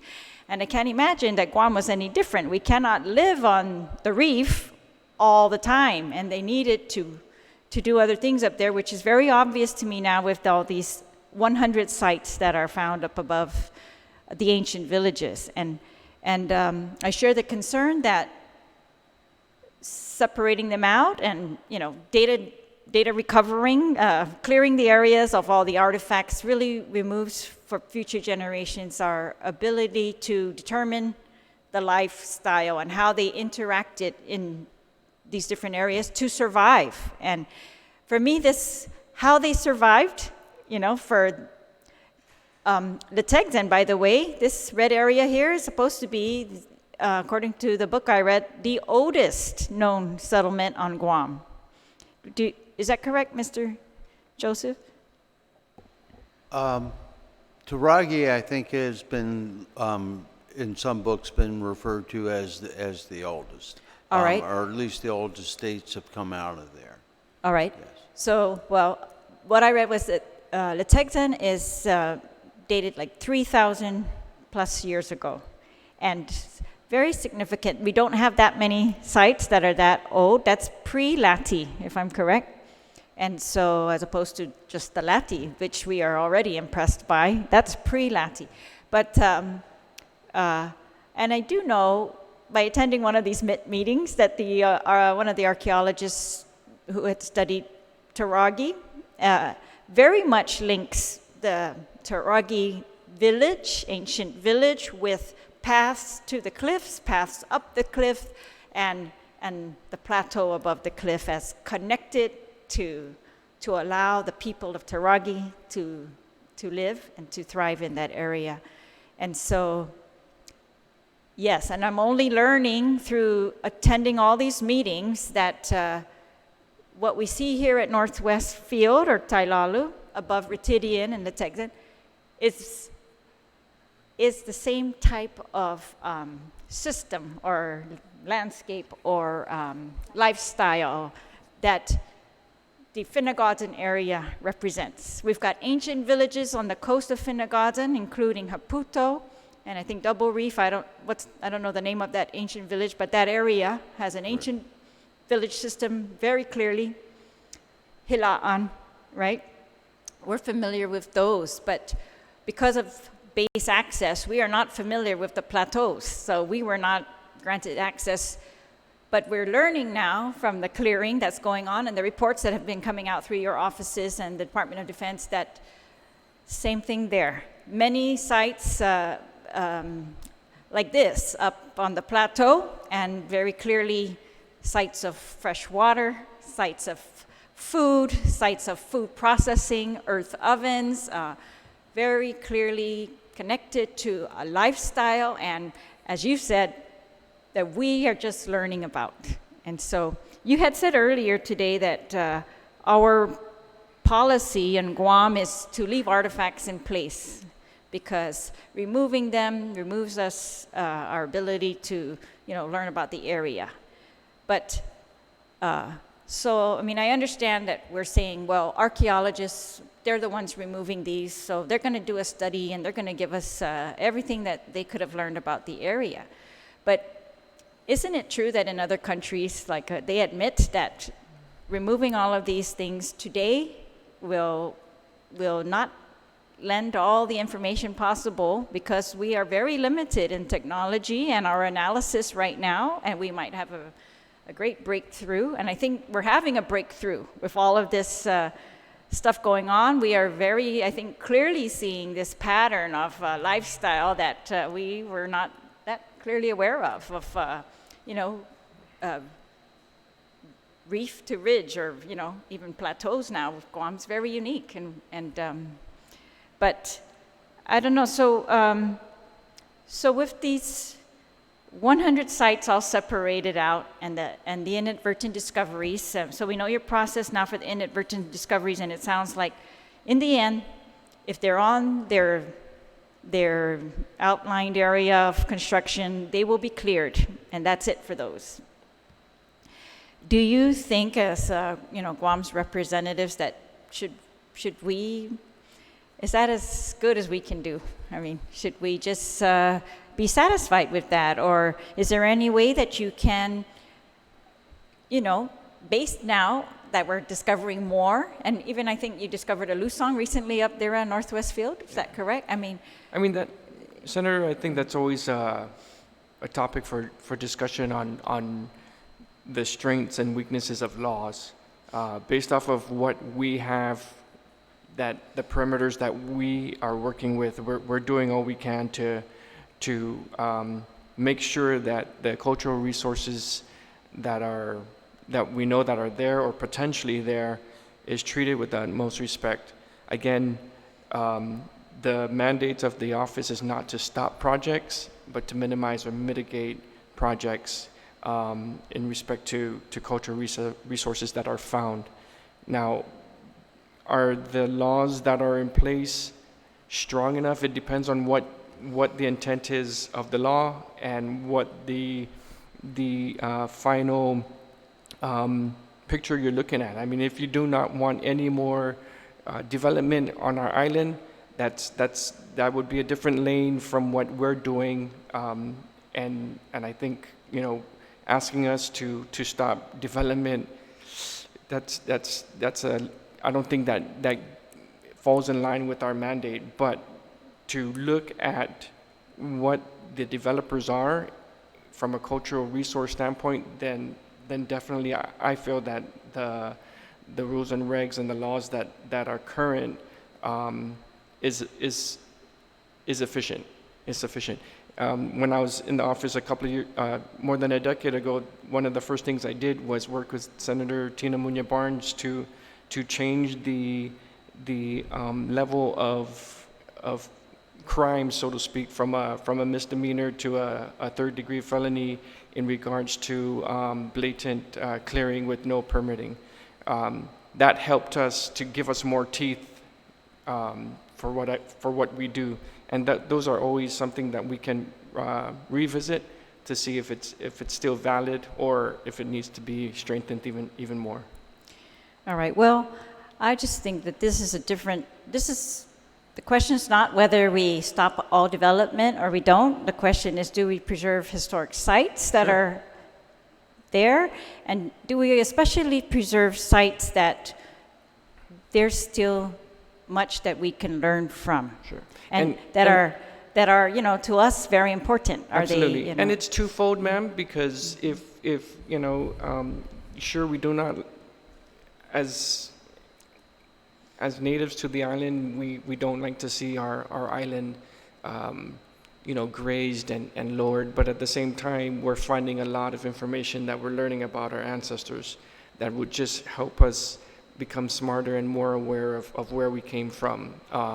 In this case, I think one of the biggest stories is that, really when you're at the plateau, they didn't develop, at least on the Northwest Field area, not necessarily villages because there's no water source, but they did go because up. There's no what? There's no living area to dig water, so they lived on the bottom by Rotundian, right? But went up on, it could have been seasonal. On rainy season they go up, and do their ovens or the ground ovens. So there's a water source right there at Letexan, isn't there? That's just a few feet away. Where's the water source at Letexan? Yeah, all right. But our policy, you said earlier, was to the preserve fact is these. that we're learning, right? And in any archaeological find that we have done, looking back at this, I always think of Tumon Bay, of how rich that village was, and what more we could have gathered, from an archaeological standpoint. And we learned so much about our culture just on that village alone. So, with what we were doing as a State Historic Preservation Office, we're running the office, at least right now, by the way it should be, and with the best intent of preserving our cultural resources. I guess I'm confused because you said earlier that it was our law, our policy, that no one is allowed to pick up artifacts. We don't want those picked up. If we wanted to just learn everything about an artifact, we would have a mandate that says, go out there and clear Guam of all artifacts and all historic places, study them, allow all the archaeologists to come in here and bring them from every country, bring them in here and study. That's not what we do. We have a mandate that says preserve these things in place, isn't that right? And this is what other countries do. I don't think there's any country that says come in here and take up all of our historic sites. So I don't know. I'm confused by this saying, I know our laws are not strong enough, but that's why we are looking at human beings, right? It's your discretion. And if we put this much discretion in an office for all the people of Guam and on our future generations' behalf, I'm hoping that you're going to use your discretion to protect these things for us as much as possible. Because, I know John Mark Joseph for a long time, and I know that you're an archaeologist, you're proud of your work. All of the archaeologists that I have met, they are very proud of the work they've done, the studies they've done, the knowledge that they've provided us. But I think even them, that they would all agree that digging everything up just for the sake of studying it is not really what they went to school to do, and that's not. They also want to tell us, preserve these places. That's why we don't dig up our villages. We don't dig up our burial grounds. We don't dig up every place. So I'm just trying to see where it is that we're using our discretion to to say it's okay here, not okay there. And I agree with you. It was not okay in Tumon, and part of that was bulldozed by forces beyond our control. Part of it was, after the war, this is our government that we are just establishing now. And I want to learn from those mistakes that we have made and not make those again, because we have a heavy duty on us to preserve these things for the future. That I don't want them to look back on our Northwest field like you look back on Tumon and say, oh boy, we lost a lot there. Sure. And that looks very clear to me as like that's what the future is going to look at us and tell us. And that's on us, especially, so that's, anyway, Senator Perez, did you want to add? Yeah. I just want a clarification. So Patrick Lujan, you'd said earlier that the mandate is not to stop projects, but to minimize and mitigate it. Which mandate are you referring to? Oh, that's going through the National Historic Preservation Act of 1966. It's pretty much what all the the 50 states and the jurisdictions go through and practice, is the minimize and mitigation. But could that be amended through the programmatic agreement? So from my understanding, if there is I guess a disagreement, there is a process where Yes. there could be a process where there's a resolution, right? So, Correct. And how we word the programmatic agreement, could it be worded in a way that it will stop a project if there is, like we're saying right here, is that, it's connected. The Texan, the coastal area is connected to the plateau. I feel that could the programmatic agreements be worded in a way that it will be to protect and stop projects, because it will allow the stopping of a project in order to protect that area. Right.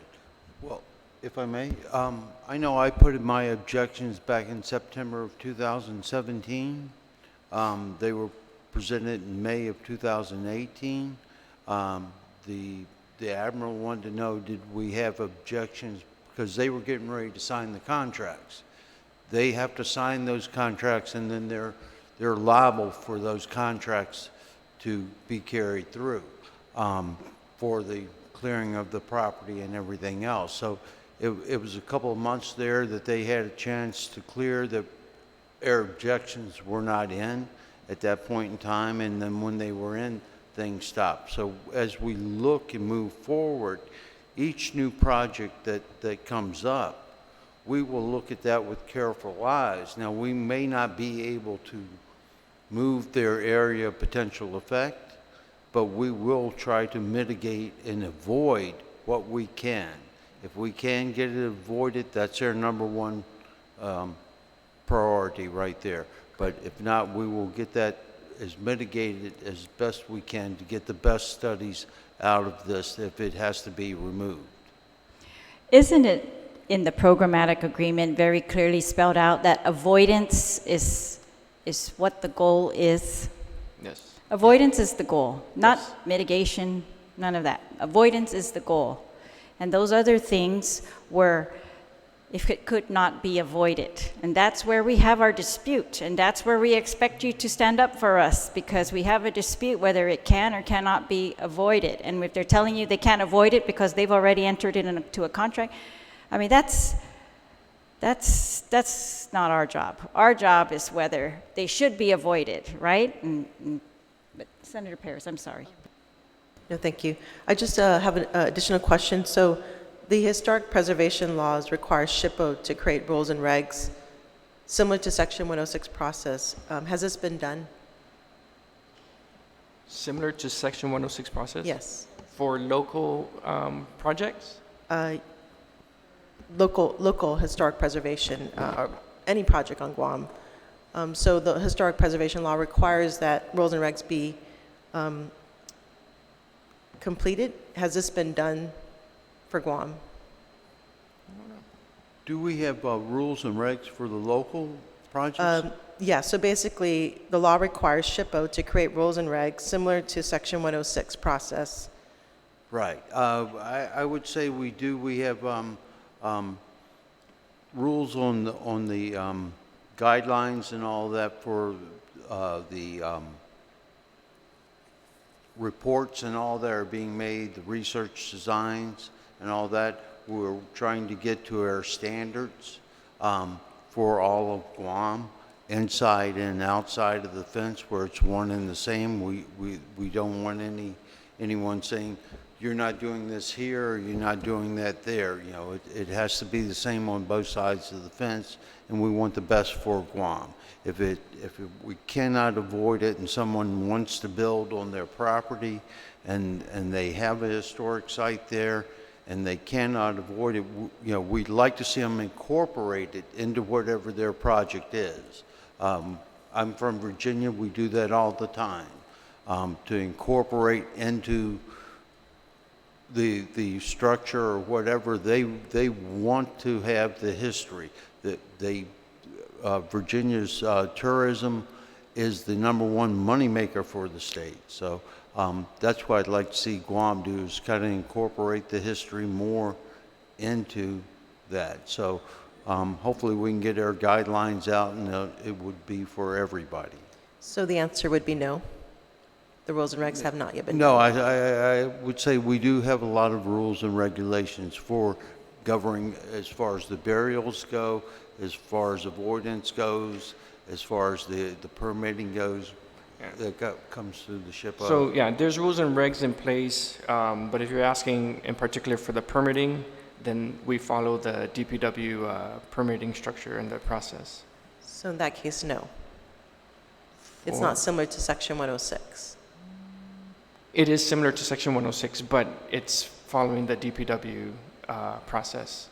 So we don't have a particular rules and regs for the permitting process because we're falling under another agency's process. We would have a certificate of approval that we would give someone where they have to come to our office, and then we But look at their it is project. similar to Section 106, though. Okay. The other thing is that reporting is required. The SHPO is required to report to the National Park Service as well as the legislature. Have you sent down on the annual report to the legislature, which was due in February? I don't know. I wasn't here, so. Are you aware of that? I wasn't the SHPO, so I wouldn't know. We can look into it. You can look into that. Okay, thank you. Can we, just quickly, we're going to put up the map of Magua. We've already pretty much discussed the area, but it's actually not a good map. I'm sure you have better maps. This just shows, so up on top is Retidian, the highest point, and to the left, going down that side of the island, is Magua. Can we zoom in? Well, we call this area Finnegodson. Could you just tell the public, where's Magua?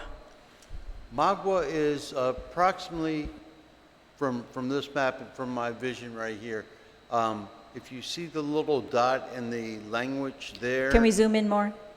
I do not have a pointer with me. Or do I?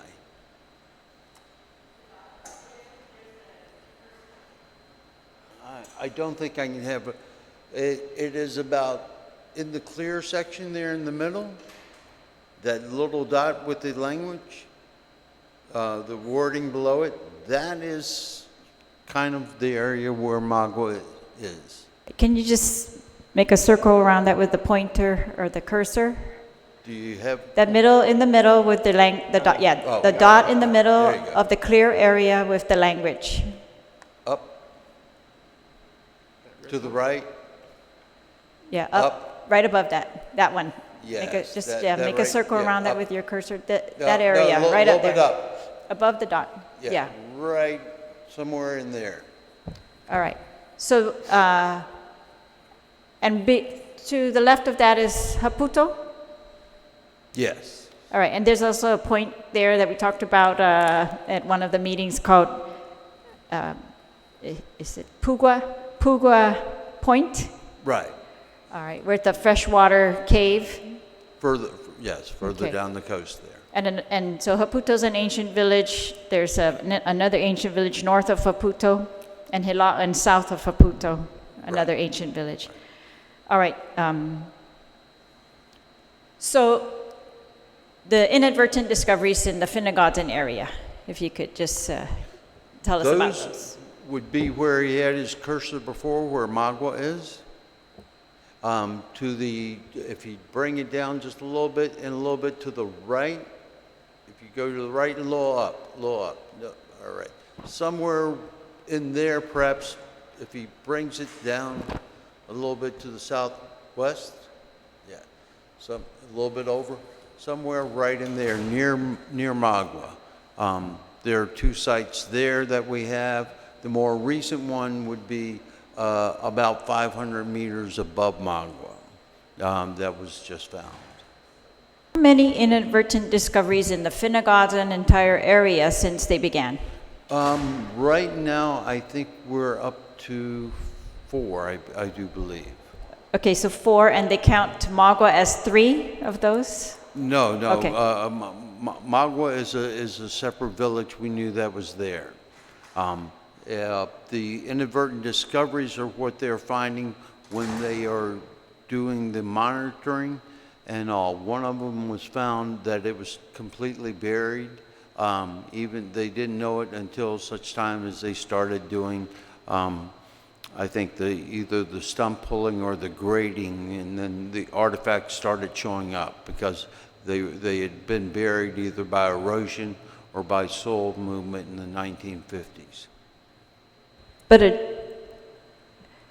So Magua was not an inadvertent discovery. It was known. No. But I thought they found 2 areas that you were proposing were might be connected to Magua. Right, and we've given those a different name, and Okay. Joe Garrido of our office gave us those names. Those are the ones right to the kind of northeast Okay. of Magua. All right. That he was pointing at earlier. And do you still believe they might be connected?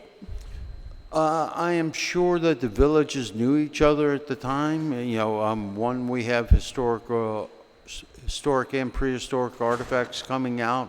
So as I know my neighbors in Sinahanya, I live in Maina, I'm sure they're aware of me, and they communicated a lot more. So where's the newest, you're saying there's a even more recent discovery? Is that- The recent one that we were notified 2 days ago, we just got official notification today, is about 500 meters north of Magua. It's a small scatter, maybe 47, I believe, by 28 meters of pottery. Right now, I don't know if any earthen ovens are associated with that. I don't think they've done any testing right now to figure it out. That's one of the things that they'll be going into a contract with. A lot of times it's been said even today, I think, that the Northwest Field was not a village, so it's different than a village, but this Magua site had Lati and Lusong, and you're calling it a village, and yet that area also has been cleared. Correct. I would call it a village. Thank you. Did you have any questions on Magua? Okay, so that's the newest inadvertent discovery in the Finnegodden area, and that would be the fourth inadvertent discovery in the Magua area. In the Magua area, I would think... I'm sorry, in the Finnegodden area. The Finnegodden area. I think there are 4. There may be 3. I may be miscounting. Okay. Yeah. All right, then Fenna Lake, where there was some correspondence that went back and forth regarding Fenna. We could, I think we just have this one map of this area. We could put that up. There's a Fenna Reservoir, not the lake, but the reservoir and the green area. Can you describe that? Right. The green area is part of the area where they're going to have some magazines. What's a magazine? It's a munition storage area. All throughout Naval Mag, that's what munition All storage right, I just wanted to be area. clear, yes. What we did find there in one area was a new laddie set that wasn't found. So right now, It wasn't recorded. wasn't reported, right, yes. It wasn't reported. It wasn't recorded. Wasn't, He said it wasn't found, but it's always been there. It's It always, just yeah. wasn't properly recorded, yeah. So would you call it an inadvertent discovery?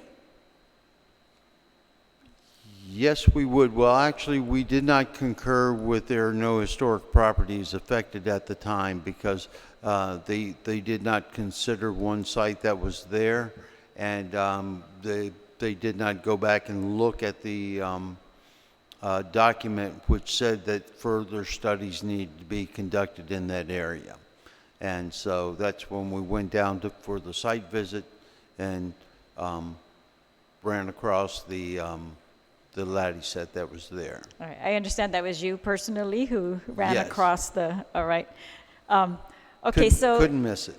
so they're going to build an ordnance storage site here.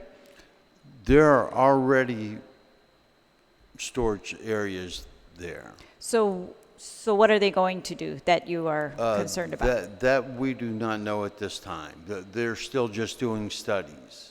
Okay, but didn't they issue a PA memo on this area? They've issued a PA memo, and that is where that photo right there comes from, is the public PA memo. And so right now they're doing testing, design testing. So right now everything I think is still up in the air, depending on the testing that they do. Yeah, speaking with them, they're looking at, and again, not set in stone, but possibly another magazine, but in the cleared area already, not a new like clearing. It'll be in one of the lands that is currently cleared.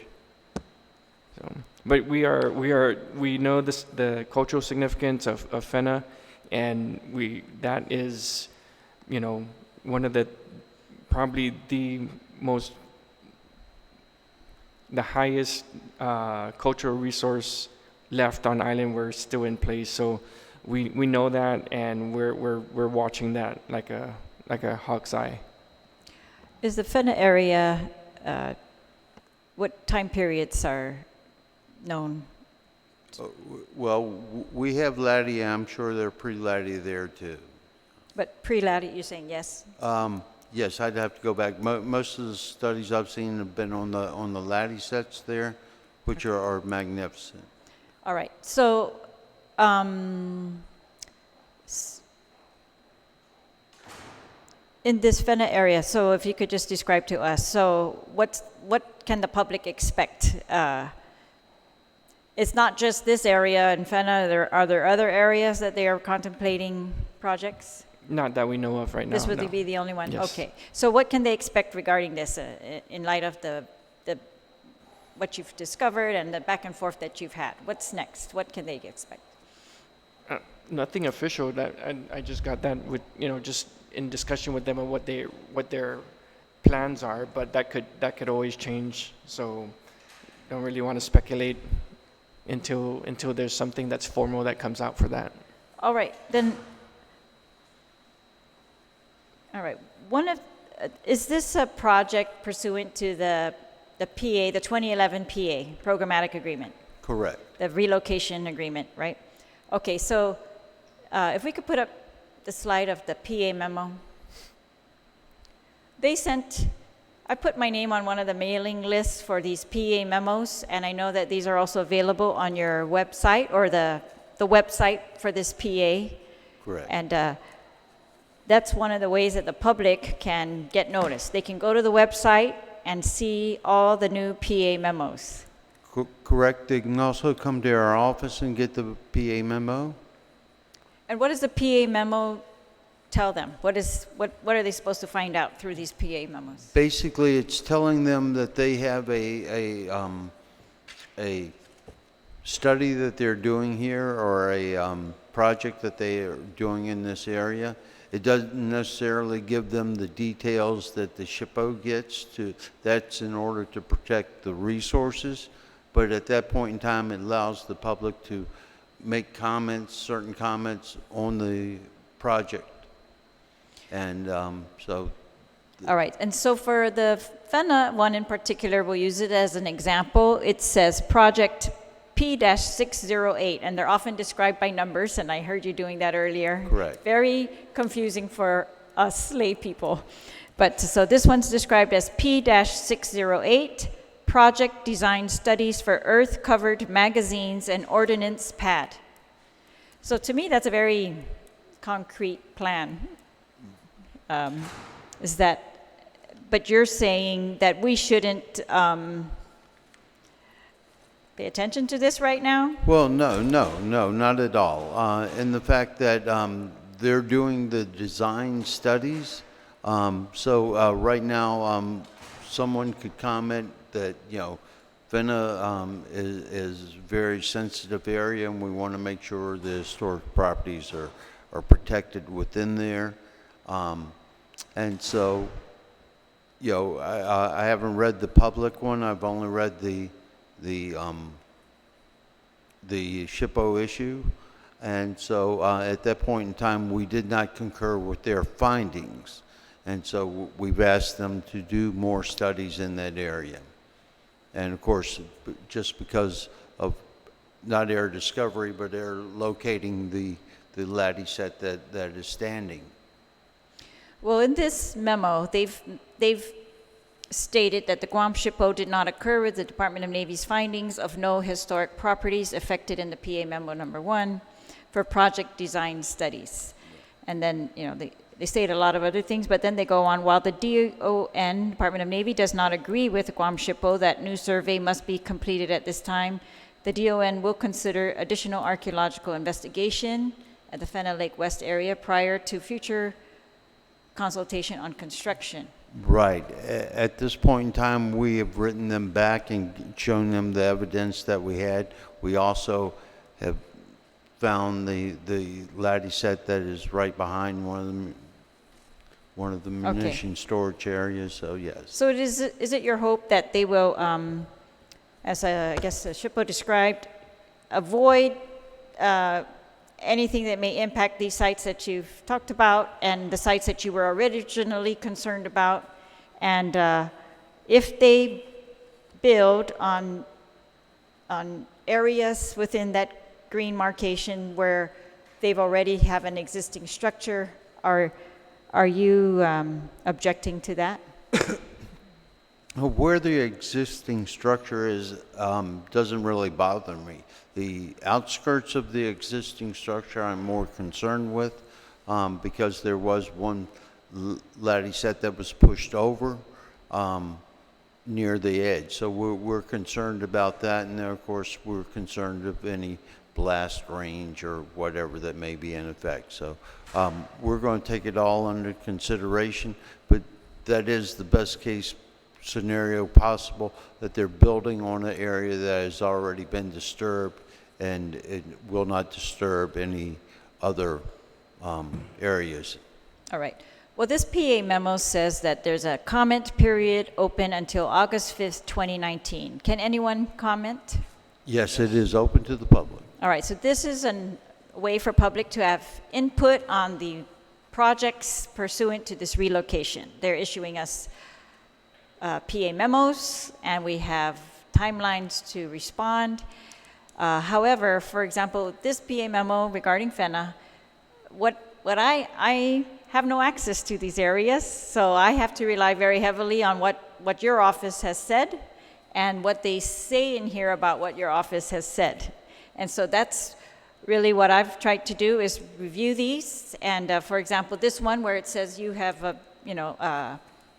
you did not concur with their findings and you're asking for additional studies, and they're saying they may not agree with that, but they'll take it up at construction time and not now in their design. And they say at the end, determination of effect. The Department of Navy has reassessed its finding and has determined that the project will result in, quote, "no adverse effect," unquote, on historic properties, with the imposed condition for an archaeologist to examine boring locations within the vicinity of the Fenna Lake area. Right.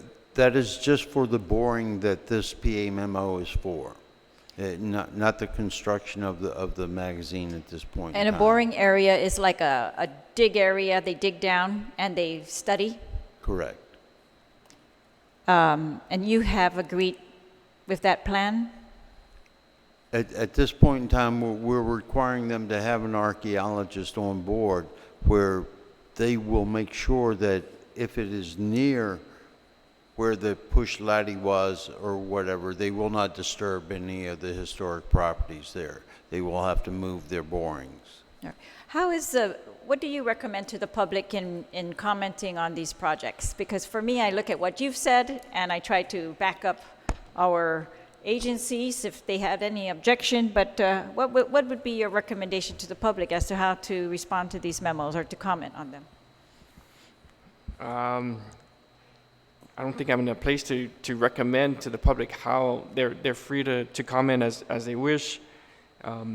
But for us, looking at what is there and identifying, like Mr. Joseph had already made that identification of that laddie set that's nearby, doing that type of action, letting them know that's within the vicinity. Other than that, doing more study within that clearance. If it was to be in another angle or another location within Fenna that's like untouched and assured with cultural resources, then of course, our stance would be different than what it is with the existing clearance of what they have right there. So it all depends on the situation, where the location is, and the variance of our strengths and angles of how we're going to take it from a SHPO's office. Regarding Fenna, then, is there anything to prevent them from removing the latte like they did in Magua? Yes. What's that? Oh, that's with prior planning. I think the Navy knows the significance of Fenna.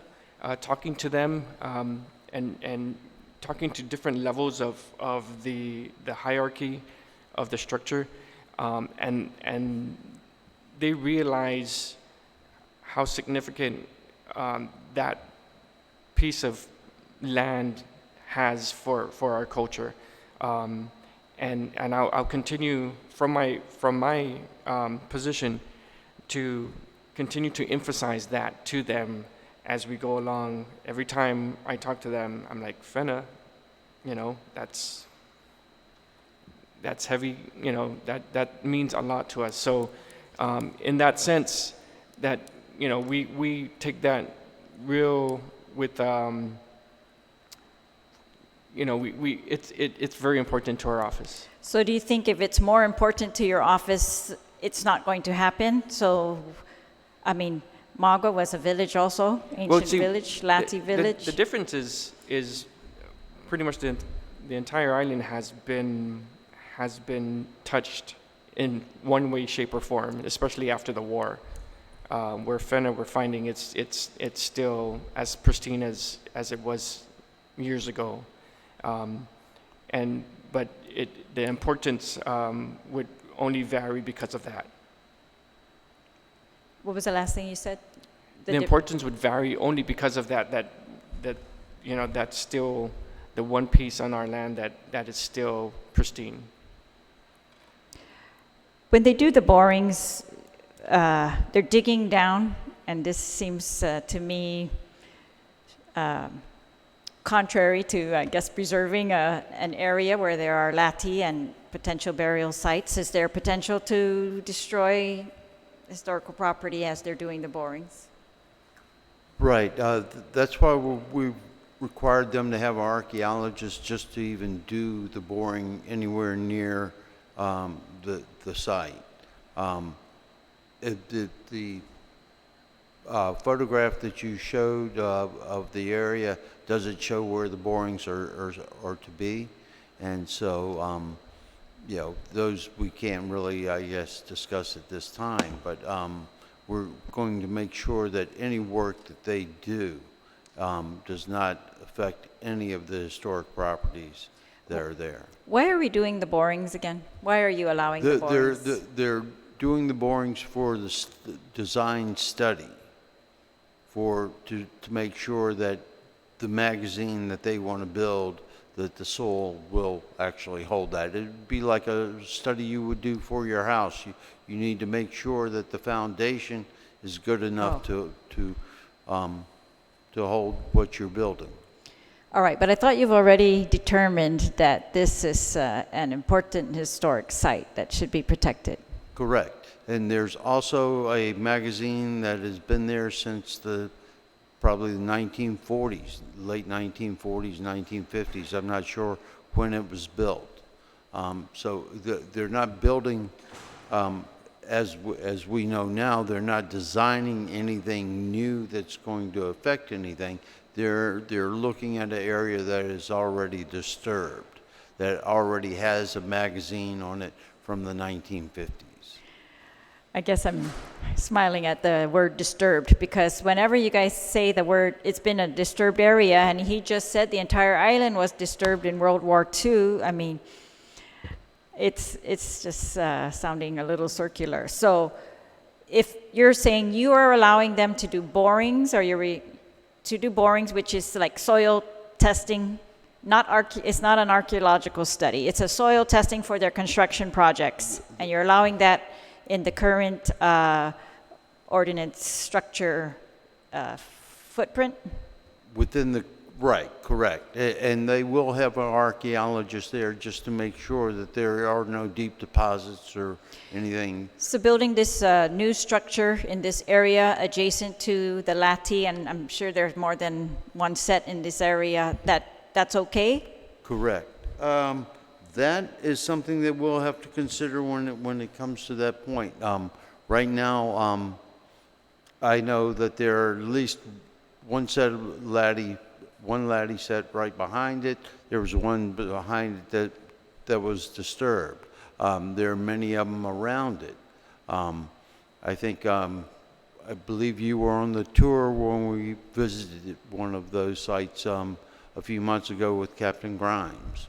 So right now we've got areas all around those magazines that are there today. That are probably have munitions in them, But you're going to allow them to continue to build in this area? Well, there's one already built there. Like I said, it's maybe the best case scenario we've run into yet, in the fact that there is one that is already there. There's one what that's already there? There is a magazine. Or, a abandoned magazine from years ago. Right, but they're going to dig it up and bore down, build a new one in the area near the Lati.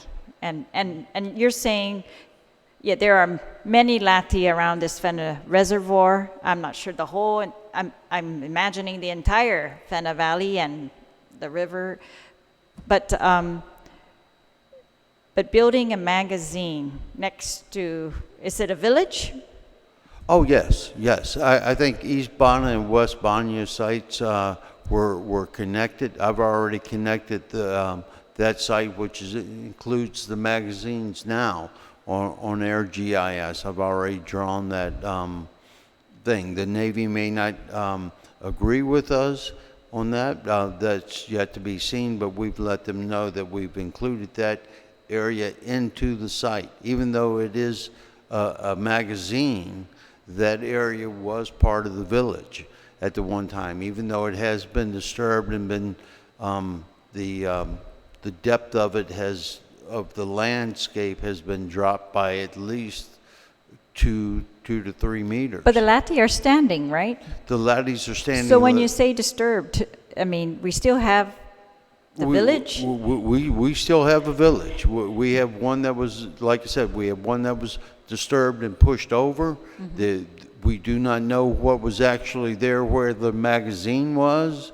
We know on the edge of it was probably the disturbed laddie that got pushed over, and we have surrounding it laddie houses. All right, I guess I'm just confused about this. Why talk about whether it was disturbed or not if it's all been disturbed by the war and we still have ancient villages that were still intact? I mean, I'm not villages, but the lati, their sets are still standing. You can tell the village. So I guess I'm just having a hard time following this logic, because you're going to allow them to build an ordinance containment area, storage area in the footprint of an ancient village, right? And that's what we were talking about up north. They have done that years ago. Like I said, Right. probably 1949 Right, was when. but that's abandoned, and now Well, we're going to allow them to do new Right. construction in the area. Right. That's what they're looking at. Okay, if questions on FENA in particular, did you want to talk about FENA? Or we talked about the PA memos and how the public can be involved. Correct. There are several before we end that I just like you to, or I'm just going to show, and I'd like to highlight, for you to highlight that there are 3 pending response with 3 All right. pending comment periods. The FENA project, the ordinance is August 5th, like I said earlier. There's one it's called a Central Fuel Station, Central Issue Facility at Naval Base Guam, Finnegadzen. This comment period ends August 22. Again, these are all on the website. Or you can ask to have your name put on the email list. I think they've been sending us emails, thank you. And there's the ungulate fencing for Northwest Field. That's a pending PA memo. The comment period is up until August 22, 2019. Senator Tice. Therese, Madam Chair, and apologies, I had to run an errand for a few minutes, so I hope that what I'm saying is relevant and not something that was covered already, but just responding to what the acting SHPO was saying about FENA still being pristine. So it's true we have to kind of balance what we're saying. Much of the island was disturbed in incredible ways. Places that we wouldn't think of it anymore were incredibly disturbed, and including FENA, MEPO, those sort of areas that are inside the naval magazine. So I just want to bring people's attention to this is something that happens when we're distanced from a site because it's off limits or there are fences, and then a couple of generations pass. And we don't even know anymore how much we've lost, how much we've been asked to sacrifice. And so with the Lati that are there at the Senator Angel Santos Memorial Park, with the Lati that are at the Freedom of Lati, the Lati that are there in front of the governor's house, probably. The Lati, I hear that there's still one, I believe, on Anderson Base, maybe near a basketball field. So there are several Lati that we see, but they're actually from that naval magazine area because there was in the 50s, and it is documented by people, I believe, maybe it was Osborne in the 50s, maybe Reed after him, that were documenting that they were seeing that these Lati were being bulldozed and stacked inside naval magazines. So I don't want to give the impression that there's not a lot of pristine sites or very much intact sites there. But I do want to make sure that people understand that there has been damage there that's been caused already. And so from what little I know, and maybe you've heard more than I have, but I remember seeing photographs from the 1920s. And Hornbostel, one of our earliest pre-archaeology, but kind of sort of an amateur archaeologist in a sense, that he still saw and took photographs of, and even in my own family, we have photograph evidence of my grandmother-in-law, Agata Johnston, at a Lati site where the tassa, the capstone, was still in place at Naval Magazine. I never hear about that anymore. I think maybe that's one of the ones that was bulldozed. It looks very much like one of the ones that's at the Senator Angel Santos Park. I can't say absolutely, of course. But yeah, I just wanted to make people be aware that some of what we see is from that area, and that there was a lot that was sacrificed even there those many years ago. If I may, I know the ones at the Angels Santos Park. Those perhaps the ones at the governor's office. The one that is down at the Lady of Freedom.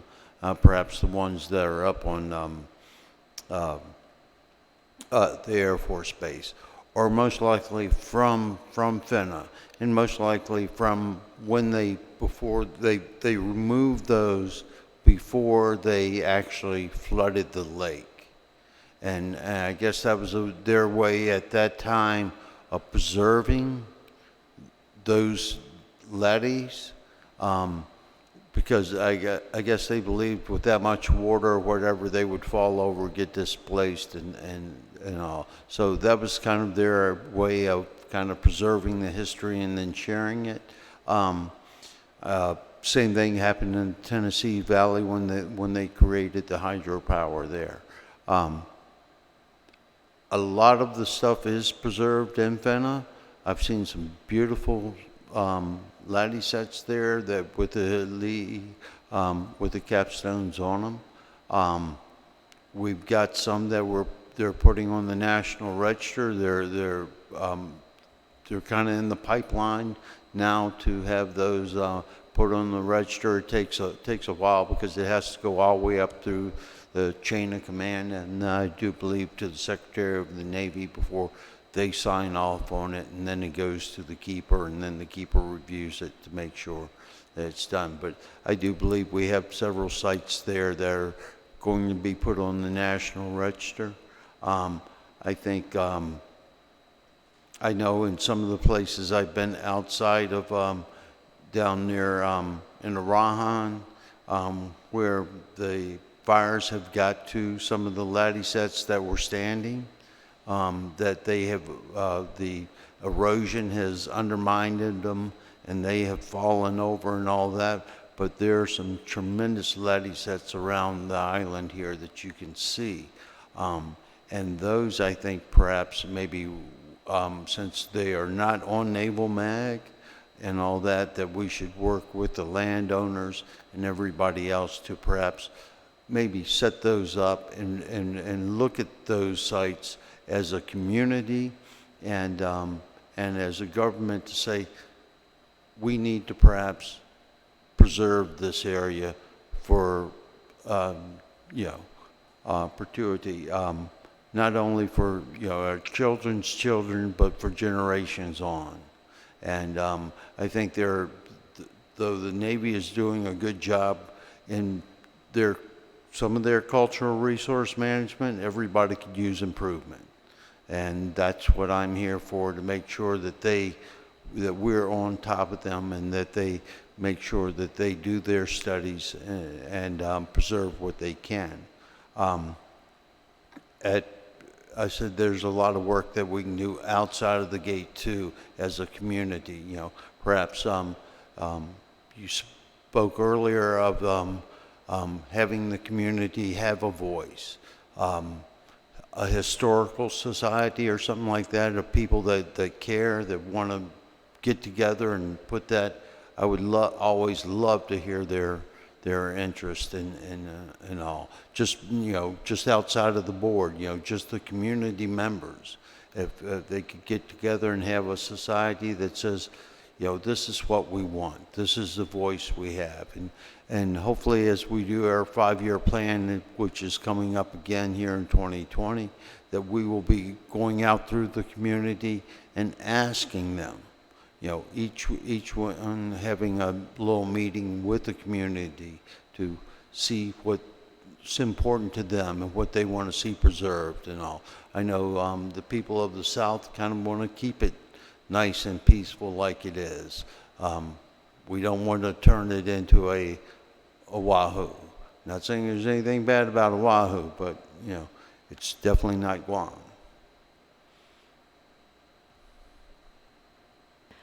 Well, Seduis Masi for some of those thoughts, or for all of those thoughts, but and I definitely advocate having the government step in and preserve where it can, and come up with some proactive measures. Still, at the same time, I mean, it's just this responsibility of this body to be looking at the bigger picture, and certainly making sure that we are preserving as much in place, protecting as much as we can, and to help the community understand how much has been sacrificed or lost along the way, so that there is that awareness, and it's finite. Once something is moved to a new location, once something is bulldozed, once something breaks down, I mean, it will never, ever be as it was, never be replaced. Correct. Senator Paris. Thank you, Madam Chair. So in regards to FENA, are you going to pursue an updated comprehensive survey of that area? Yes, we're asking for them to do the surveys that were requested from the years past. And since we found the laddie and all that, which is in close proximity to where they want to do that, I believe they're acceptable to doing those studies. And if we didn't, then we would, since it is part of the programmatic agreement, we may have to do that would be up to the SHPO if we could not come to an agreement to do a stipulation 13 and do the objections and send it to all the signatories. What are the chances of finding burials when they do the borings? That's why we're having the archaeologists. I don't know where the laddie set was that was pushed. As we have a sloping hill there, that's, I'm not Superman. I cannot see below the ground. So that's why we have people dig holes and to make sure that there is nothing going to be impacted, If we do find burials, that is a whole nother world. Okay. Would it be possible for the Oversight Chair or senators to participate in these meetings? Right now, we're not meeting at all on FENA. We did a site visit. They have put given us their views. We will be writing back to them. So that will be going from the SHPO back to McCagg. So would senators be available to be part of that conversation or the meetings? That is between right now in the programmatic agreement would be with the SHPO and the client, which is the Department of the Navy or McCagg. So the answer is no? Yeah, I would say so. Unfortunately, the SHPO is not here Correct. to ask.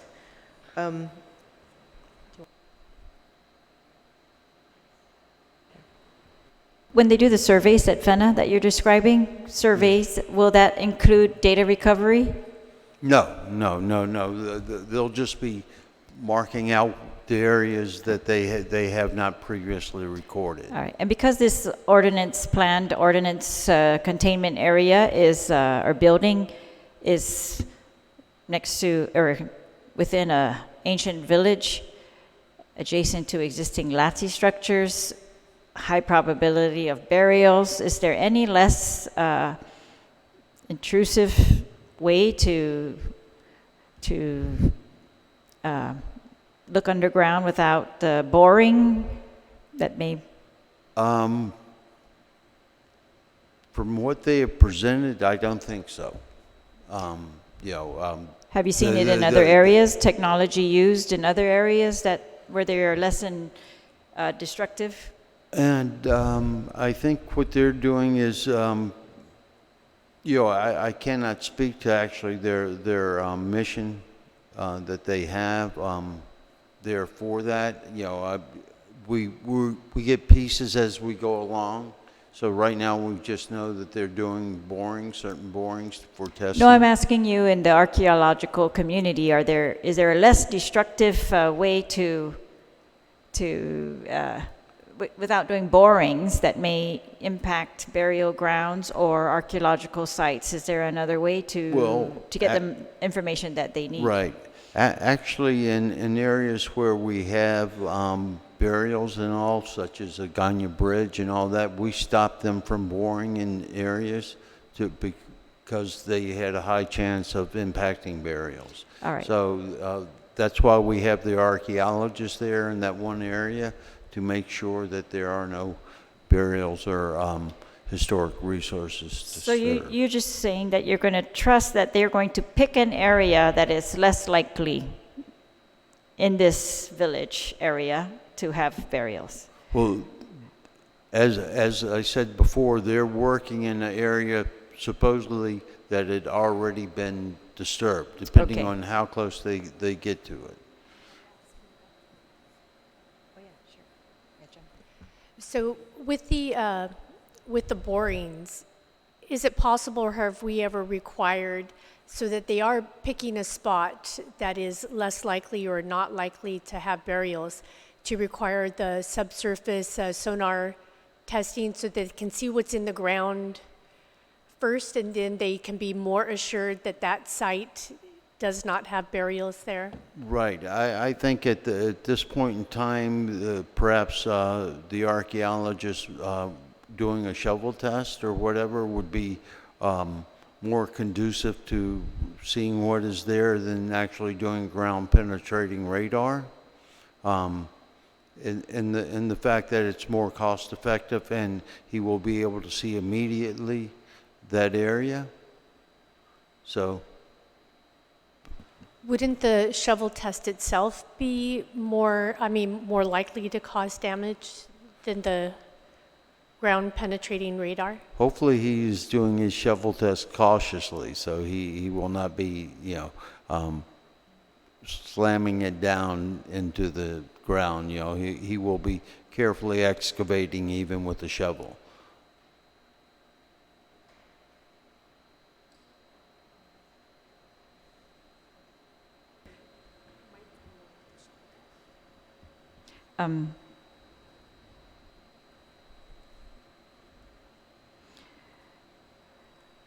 When we talked earlier about training, but in regards to FENA, when I was in the training for the Section 106, thanks to the Guam Preservation Trust and your office,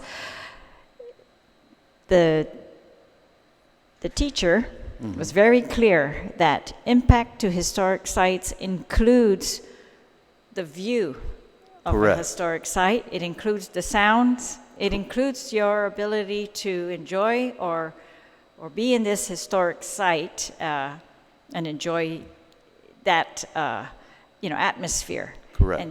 And so I always wondered in regards to the Northwest Field and a firing range and that atmosphere adjacent to our ancient village, the Texan, but now I'm going to ask you in regards to FENA. How can we be in an ancient village with the construction of an ordnance building going on? I mean, doesn't that have a very clear impact on the historic sites, whether you bore down and you find anything or you don't? Right. And if you noticed in the description in the PA memo, it is a covered magazine, in the fact that you really don't, in standing there at the latte set that I located, when I photographed out from there, you saw grass. You basically saw a grass. So you did not see a building. You know, it is a covered magazine. It's not made to be exposed. It's not made to be seen. And so in that aspect, you know, I was looking at the visual aspect from it. We had gone past it. The only way you would be able to see it is immediately from the road. But you, depending on where, if you were at West Banya site, I believe, you went with us over with Captain Grimes to West Banya. When we looked across there was a little valley there. When we looked across that, I do not remember seeing that magazine. I'd have to go back today to make sure if that would be a visual impact, but I imagine what they are trying to have is more of a stealth visual. Yeah, more about something that you know, you do not want your magazines to be seen. So you mean digging underground?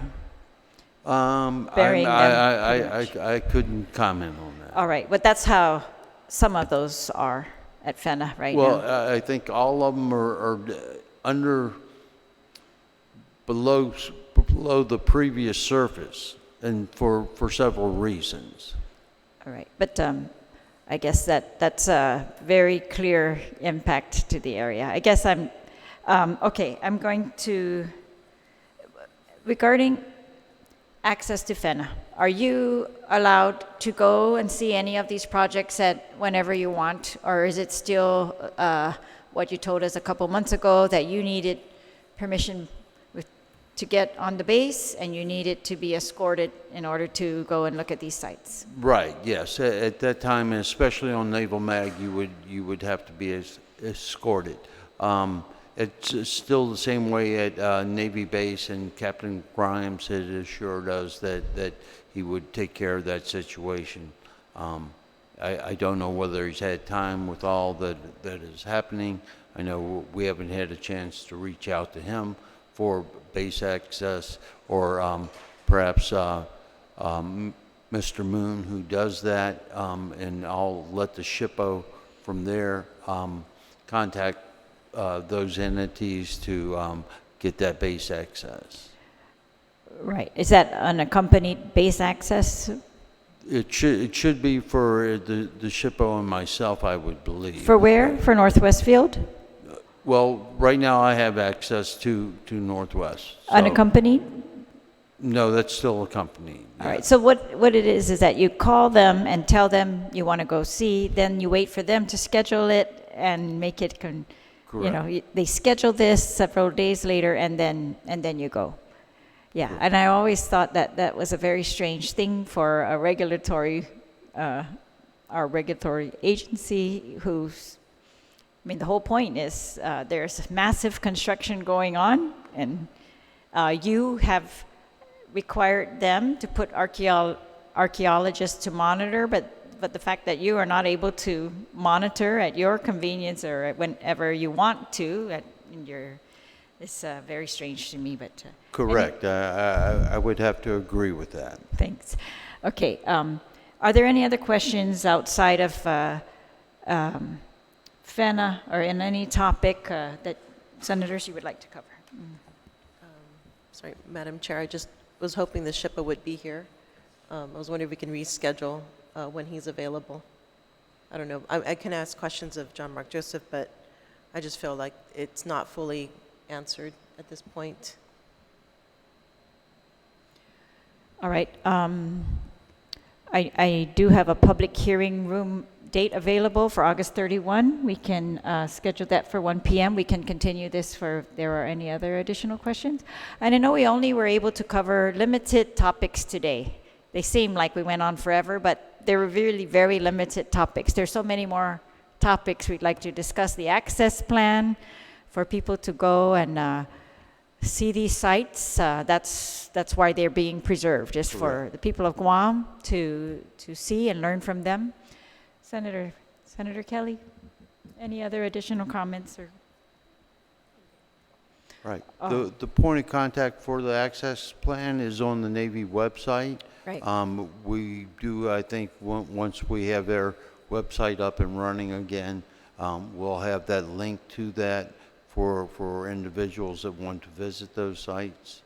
Is it possible for you to keep us the correspondence regarding FENA, that you send copies to us here so that we can stay informed as to what you are agreeing to in regards to FENA and in particular? So this is only one ordinance building that you are expecting to be built?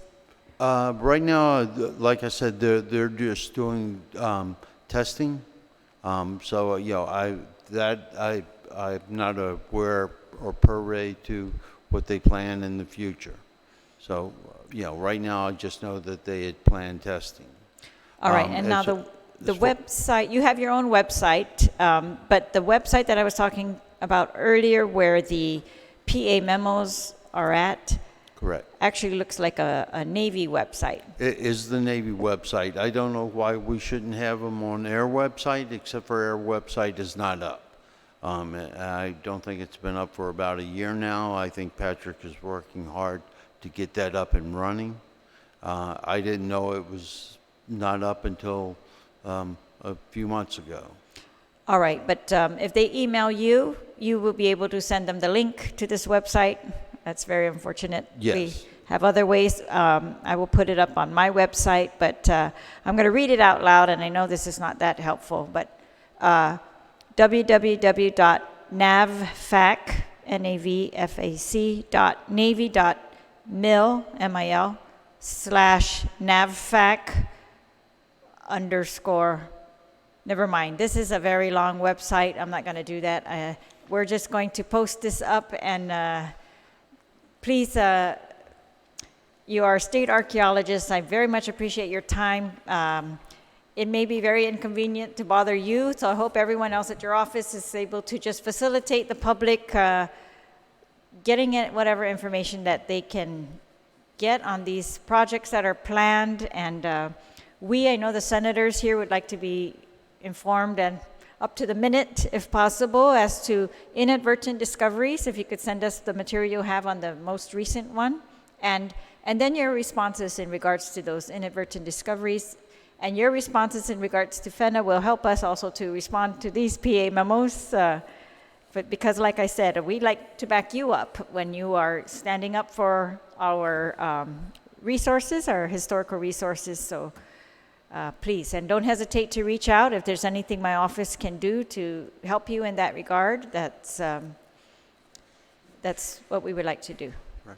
Thank you, Madam Chair and Senators. I put all my stuff in, and we'll let the SHPO know of your request for the documents and all that. I send all my stuff through the SHPO there, and but thank you. We could use the help and look forward to it. All right, and then I'm going to announce right now that we will continue this hearing August 31. Well, August 31.